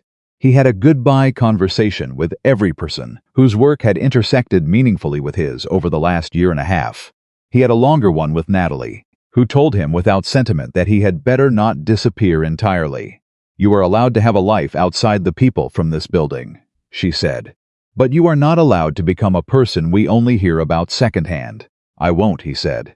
Claire needs people who know her history, Natalie said. It was a specific thing to say, and she said it specifically. Ryan looked at her. She doesn't make new relationships easily. The ones she has, she keeps.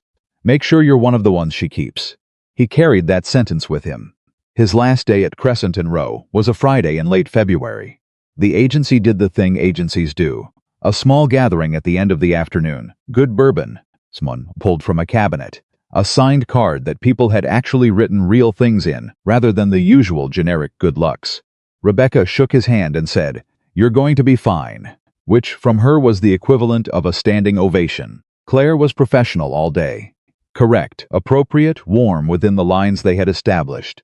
She hugged him goodbye with everyone else at the gathering and said in his ear, low enough that nobody else could hear, "I will see you Saturday. Bring nothing. I'm cooking." He left the building at 5:47 with a box of his desk items and the Hartwell Award citation and the framed print of the hospital campaign billboard that Natalie had quietly arranged as a going-away gift from the team. He sat in his car in the parking garage for a moment. Let the weight of the day settle. Thought about a year and a half of work in that building. The first day, the laptop bag, Gordon Pierce, and the client presentation. The pool table. The parking lot. The conference room. The diner on Morrison Street with the excellent pie. He thought about the woman who had built 8 pages of documentation in 4 months because she could see injustice happening and refused to let it stay invisible. The woman who sent him a campaign performance report and said it was always yours to know. The woman who told him to take a job 4 hours away and meant it completely and was holding the cost of it honestly, not hiding it, not resenting it, just holding it the way real people hold complicated true things. He started the car. On Saturday she cooked. She was, as advertised, a confident pasta maker, and also apparently a confident baker, because there was something involving pears and brown sugar happening in the oven. When he arrived, that made the apartment smell like the best version of November, even though it was February. They ate at her kitchen table. They talked. She told him about a development in the Priya situation.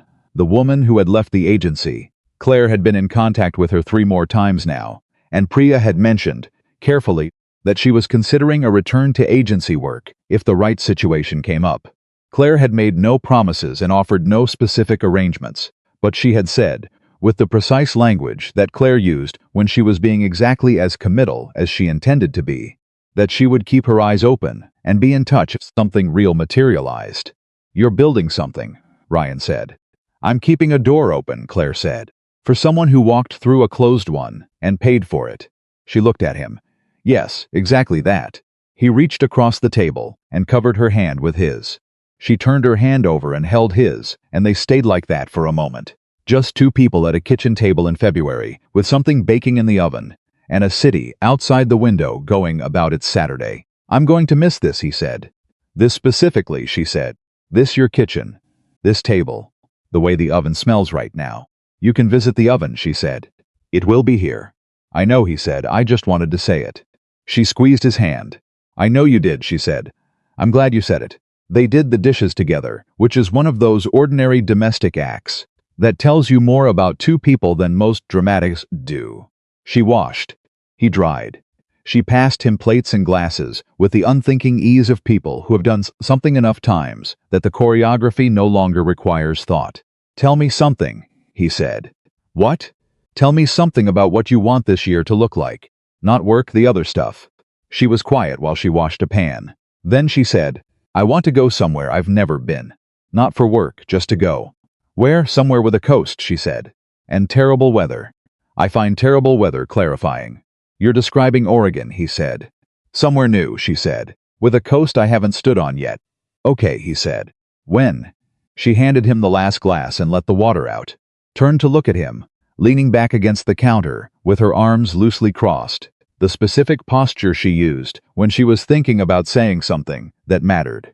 Summer, she said. If we're still doing well. If the distance is working. If we've figured out the rhythm of the weekends, and the phone calls, and the 4-hour drives. If we've proven to ourselves that this holds under ordinary conditions. She looked at him, steadily. If all of that is true by summer, then yes. Somewhere with a coast and terrible weather. That's a lot of conditions, he said. I know, she said. I'm a conditions person. I know you are, he said. I like that about you. She looked at him for a moment. Then said simply, I like that you like it. It was such a small thing to say. 4 words. But it carried the weight of 2 people who had spent long enough guarding their own particular ways of being in the world, that, having those ways received without adjustment, without request for modification, without the subtle pressure to be somehow differently shaped, felt like something worth naming. He spent Saturday night and drove back to Portland on Sunday afternoon for his last week before the move to Seattle. She walked him to his car in the February cold, and they stood on the sidewalk with a particular awareness of people who know this goodbye is not the last one but is a meaningful one. Weekends, she said. Weekends, he said. And call me on Tuesdays, she said. Tuesdays, specifically, he looked at her. Why Tuesdays? She held his gaze. Because Tuesday is the ordinary day. The one with no drama and no reward and no audience. The one that just is. She paused. Call me on Tuesdays and tell me about your ordinary day, and I'll tell you about mine, and we'll know it's working because of that. He understood. He understood it completely, and with every part of himself that had learned over this year, what it meant to stop hiding behind professionalism and start being an actual human being, with actual feelings about actual things. Tuesdays, he said. She kissed him. The February kind, brief and cold-lipped and real. The same as December, the same as it would be next month, and the month after. He drove back to Portland. That week he packed his apartment, arranged the move, handled the 10,000 ordinary logistics of a life relocating 4 hours north. And on Tuesday, from a half-packed apartment with boxes on the floor and a lamp in the wrong corner, he called her at 8:15 in the evening. She answered on the second ring. How was your day? He said. Long, she said. Good. The hospital client called. They want to renew for another cycle. That's excellent, he said. Your design work is going to be on billboards for another 18 months, she said. I thought you should know. He sat down on his couch, which was half wrapped in moving blankets, and felt the specific quiet warmth of that information settling. How was yours? She said. Boxes, he said. Approximately 400 boxes. That seems like a lot for one person's apartment. It seems like a lot to me too, he said. I think I own more than I thought I owned. She laughed, the real one. He had catalogued 3 varieties of her laugh by now, the polite professional one, the surprised one that came out before she could manage it, and this one, the full one, unguarded, which he had come to think of as the best sound he knew. They talked for an hour and 12 minutes. About boxes and billboard renewals, and a podcast she had started listening to, and a coffee place near the Aldine studio that Marcus had mentioned in an email. About nothing urgent, about everything real. This was Tuesday. The ordinary day. They were building something in it, slowly with intention, one honest choice at a time. And it was working.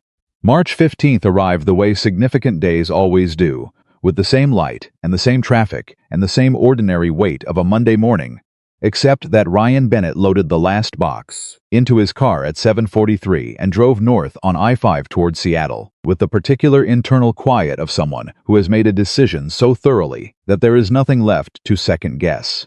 He called Claire from the road. She picked up on the first ring, which told him she had been awake for a while. You're driving, she said. I'm driving, he said. A pause that was comfortable in the way that pauses between people who have learned each other's silences can be. Then she said, how does it feel? He thought about that honestly, the way she had taught him to think about things she asked, not reaching for the polished answer, but the true one. Like jumping off something I built myself, he said. So not scared, just aware of the air. She was quiet for a moment. That's exactly right, she said. That's exactly what it should feel like. I'll call you when I get there, he said. I know you will, she said. Tuesday call is still on. Tuesday call is always on, he said. She hung up. He drove north with Seattle 4 hours ahead of him, and Portland 4 hours behind, and the February version of himself, already becoming the March version, which is how it works when you are moving in the right direction at the right time. Aldine and West was everything the interview had suggested, and several things it had not. The studio occupied 2 floors of a building in Capitol Hill, and the work on the walls was the kind that makes a designer stop in the middle of a hallway and look, not to evaluate but to absorb. His first week was orientation and observation, and the specific orientation period of someone new to a room that has its own established language, learning the vocabulary before attempting to speak. Marcus Webb ran the senior team with the precision of someone who respected craft above almost everything else, which meant the culture of the studio rewarded people who worked carefully and honestly and penalized people who performed rather than produced. Ryan recognized the culture immediately. It was the culture he had been trying to find words for his entire career. By the end of the first week, he had already been pulled into a conceptual review for a campaign that Aldine was pitching to a national nonprofit. His contribution was modest. One observation about visual hierarchy that shifted the conversation for about 40 minutes, but Marcus looked at him afterward and said, simply, "Good instinct." And Ryan heard Claire's voice from 2 years ago, saying the same words in a hallway, and felt the specific circularity of things that mean something. He called her on Tuesday at 8:15, as established. She was in her car, having just left a dinner meeting that had run long.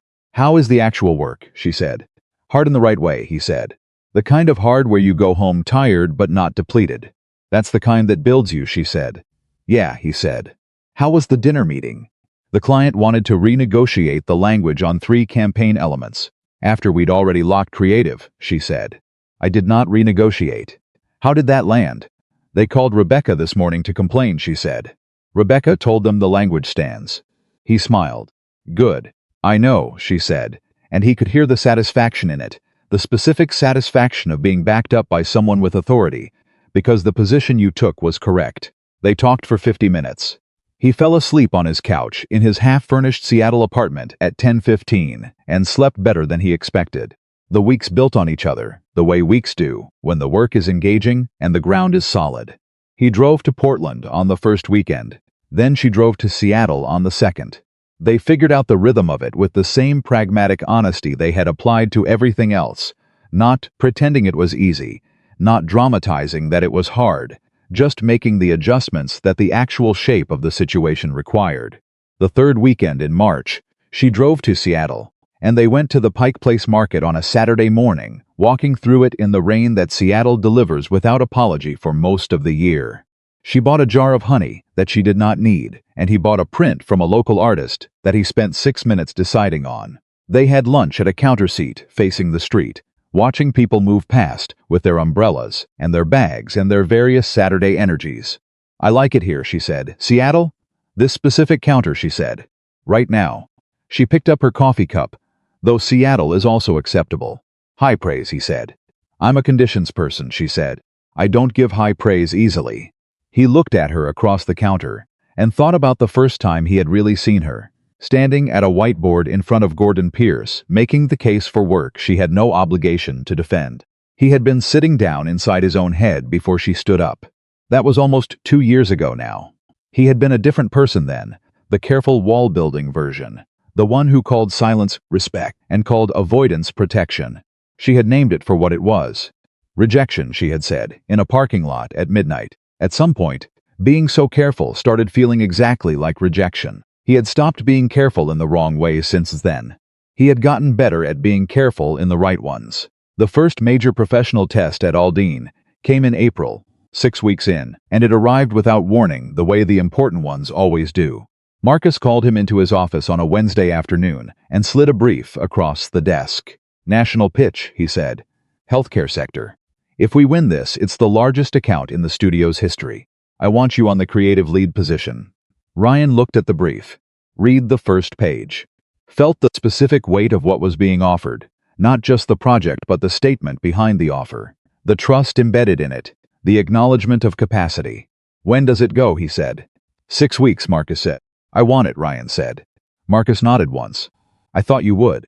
Clear your current load. This is your primary from today. He called Claire that night from his studio table, with the brief open in front of him, and told her about it. She listened without interrupting, which was how she listened to things that required her full attention. Healthcare sector, she said when he finished. Yeah, you're going to be excellent at it, she said. It was not a comfort statement. It was an assessment, delivered with the precision of someone who had watched him build the hospital campaign from the ground up and knew exactly what his design instincts did with material that mattered. I'm going to call you when I get stuck, he said. You won't get stuck, she said. But call me anyway. He worked 6 weeks with the focused intensity that serious creative work requires, and that he had learned gradually, and with Claire's consistent observation, was his natural operating mode when the conditions were right. He stayed late. He revised things that were good, in search of things that were better. He built a visual language for the pitch that was honest rather than decorative, the kind of design that serves the work rather than performing alongside it. The pitch went on a Friday morning in mid-May. 7 people in a conference room, the client's creative and communications team across the table. Marcus and 2 senior staff from Aldine beside Ryan. Ryan presented for 22 minutes. He answered questions for another 40. He drove back to Capitol Hill afterward and sat in his apartment and felt the specific hollowness of something major that has ended and not yet been resolved. He texted Claire. It's done, she replied in 40 seconds. And he wrote back, I won't know for a week. But it felt right, she replied. That's all it needs to feel like right now. He put the phone down and did something he had not done in a long time. He sat completely still, not working, not planning, not calculating, and let the day be done. The call from Marcus came 8 days later, on a Wednesday morning. Aldine won the account. Ryan sat at his studio table and heard Marcus say the words, and felt something move through him that was not triumph, not excitement, not any of the dramatic registers.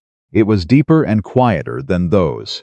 It was the specific feeling of having worked as hard as the work required and having the work be enough. Of standing in a room under your own name, with your own craft, and being seen accurately. He thought about a revision log, and an email thread, and a documented timeline that someone had built for 4 months to prove that his work was his.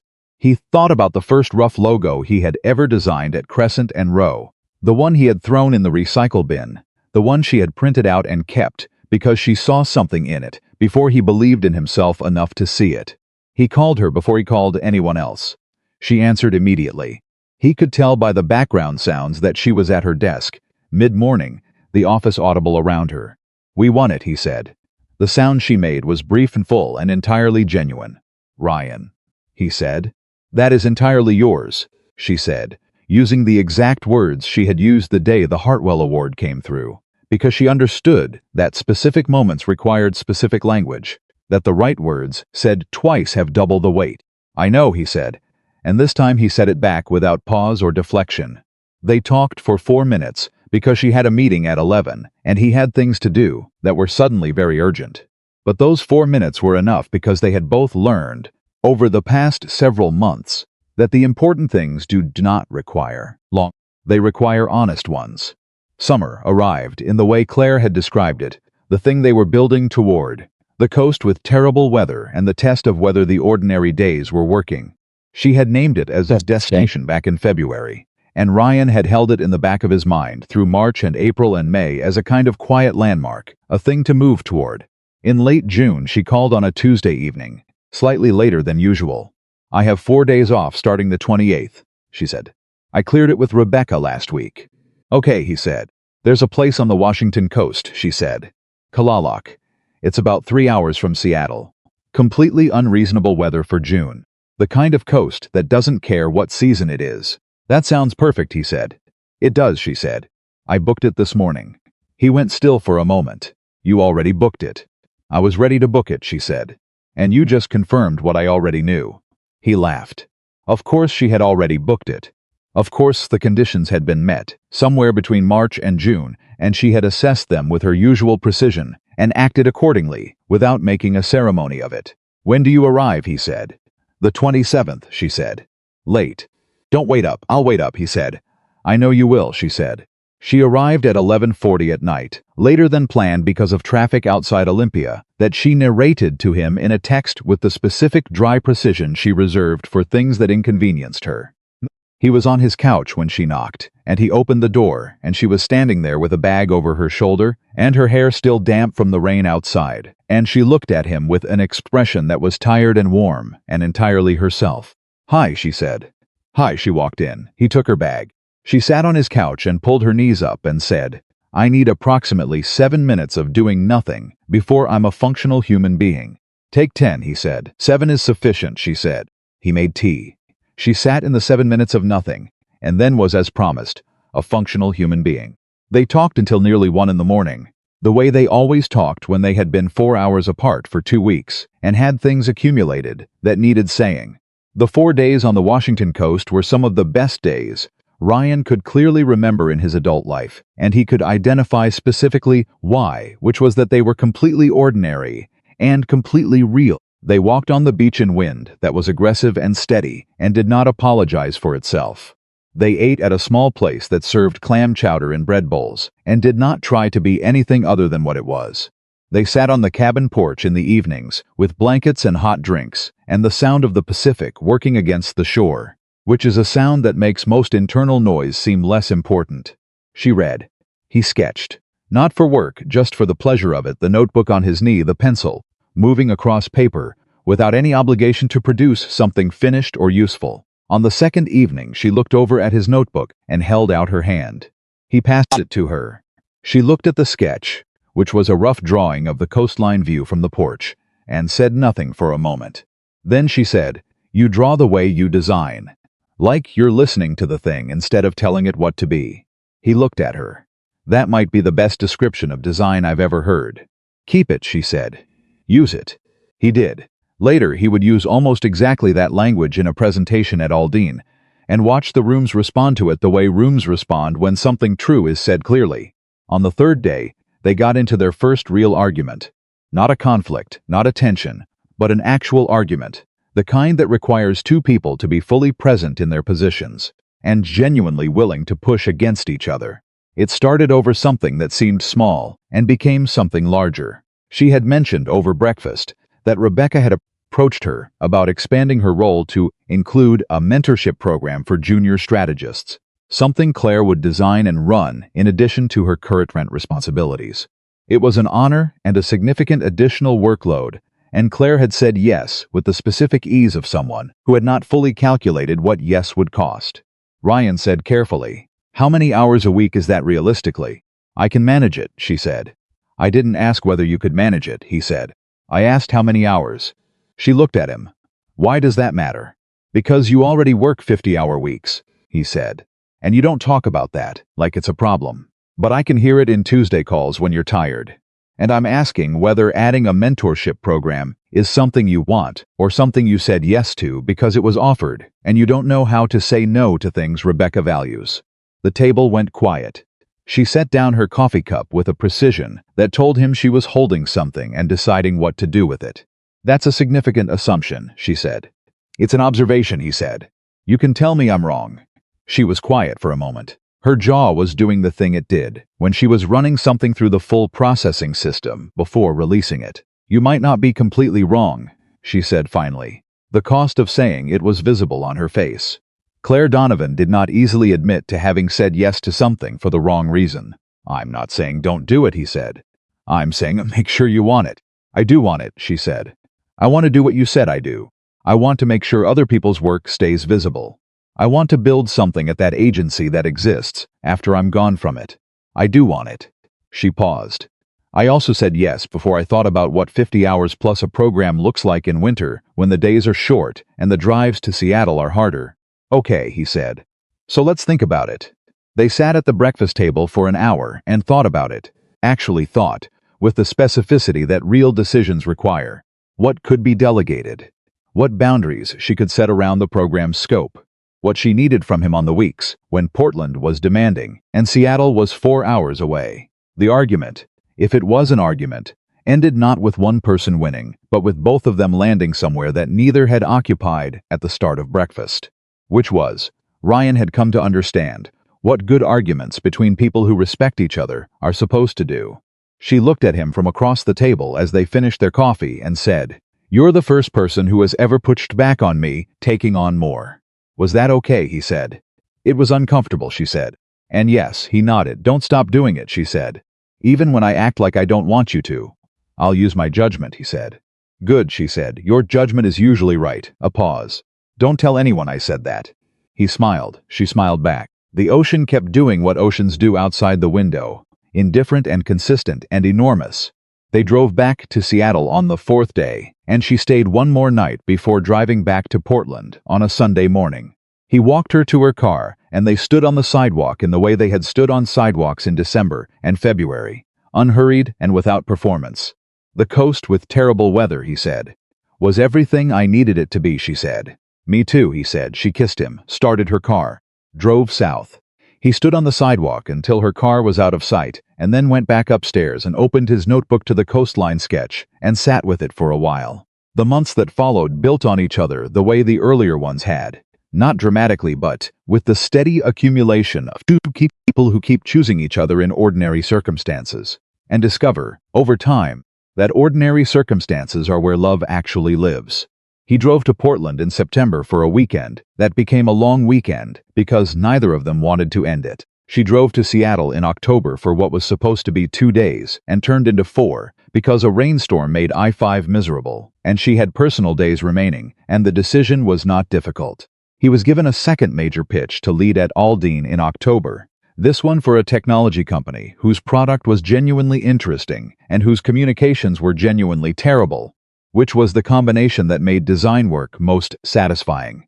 He led a team of 3 for 8 weeks and won the account on a Tuesday morning and called Claire from the Aldine parking lot with the specific breathless quality that comes from something landing well when you cared about whether it would.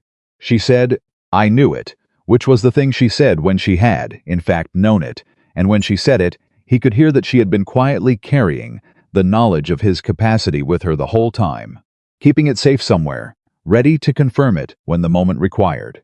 The year turned, a second January, a second February, Portland in February still gray and persistent, Seattle in February the same, and then something happened that Ryan had not expected, which is to say he had thought about it carefully, and he had imagined versions of it, and he had made one specific decision that had been living in a drawer in his bedside table in his Seattle apartment since December. But when the moment actually arrived, it arrived the way real moments do, not in the shape of the imagined version, but in the shape of itself. It arrived on a Saturday in late February, exactly 2 years after the pool game at the Blue Lantern. Claire drove up on Friday night, as she had done many times now. Saturday morning they had coffee and eggs, and the newspaper she still preferred in print, which he had started buying on Fridays, so it would be there when she arrived. At 11, she said she wanted to go somewhere, which was her way of saying the apartment was starting to feel too settled, and she needed movement. He suggested the Blue Lantern.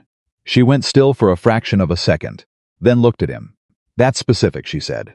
"I know," he said. She held his gaze for a moment, in the way she held things that were asking a question she was not sure she was supposed to ask yet. Then she said simply, "Okay." They drove to Portland. 2 hours and 15 minutes of the familiar stretch of I-5, with the radio on low, and the conversation that moved between easy and meandering, and stopped for long stretches of comfortable quiet, which is the kind of quiet that only exists between people who know each other well enough not to fill it. The Blue Lantern looked the same. Scarred tables, low light, the particular smell of old wood, and something fried from the kitchen.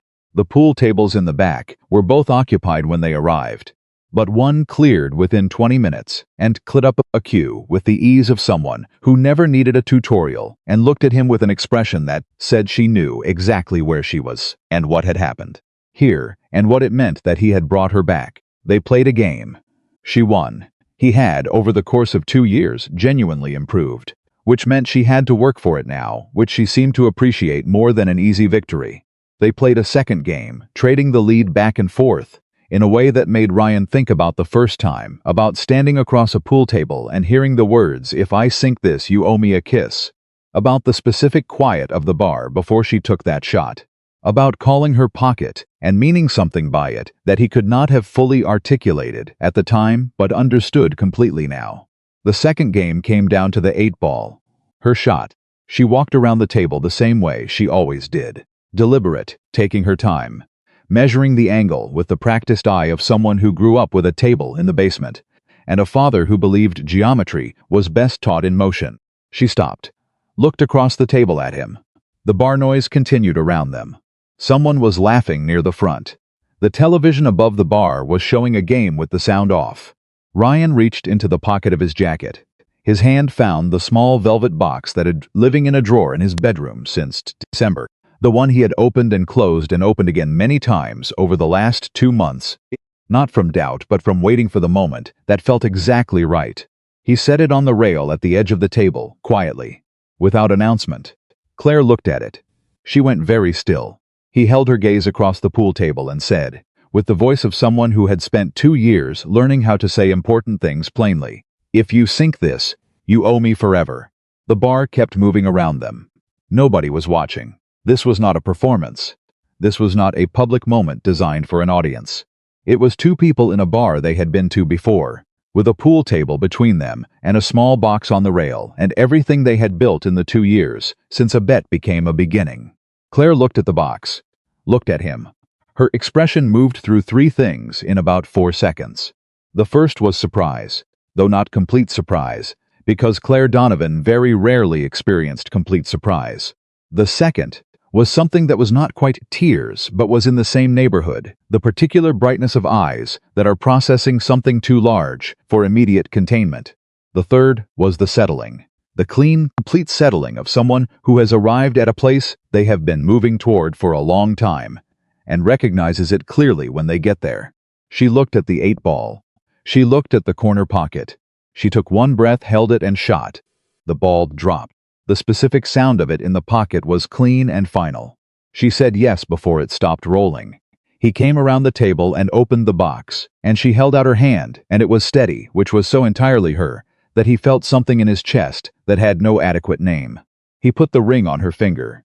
She looked at it for a moment, then at him, and the expression on her face was the real smile, the one that did not perform anything at all.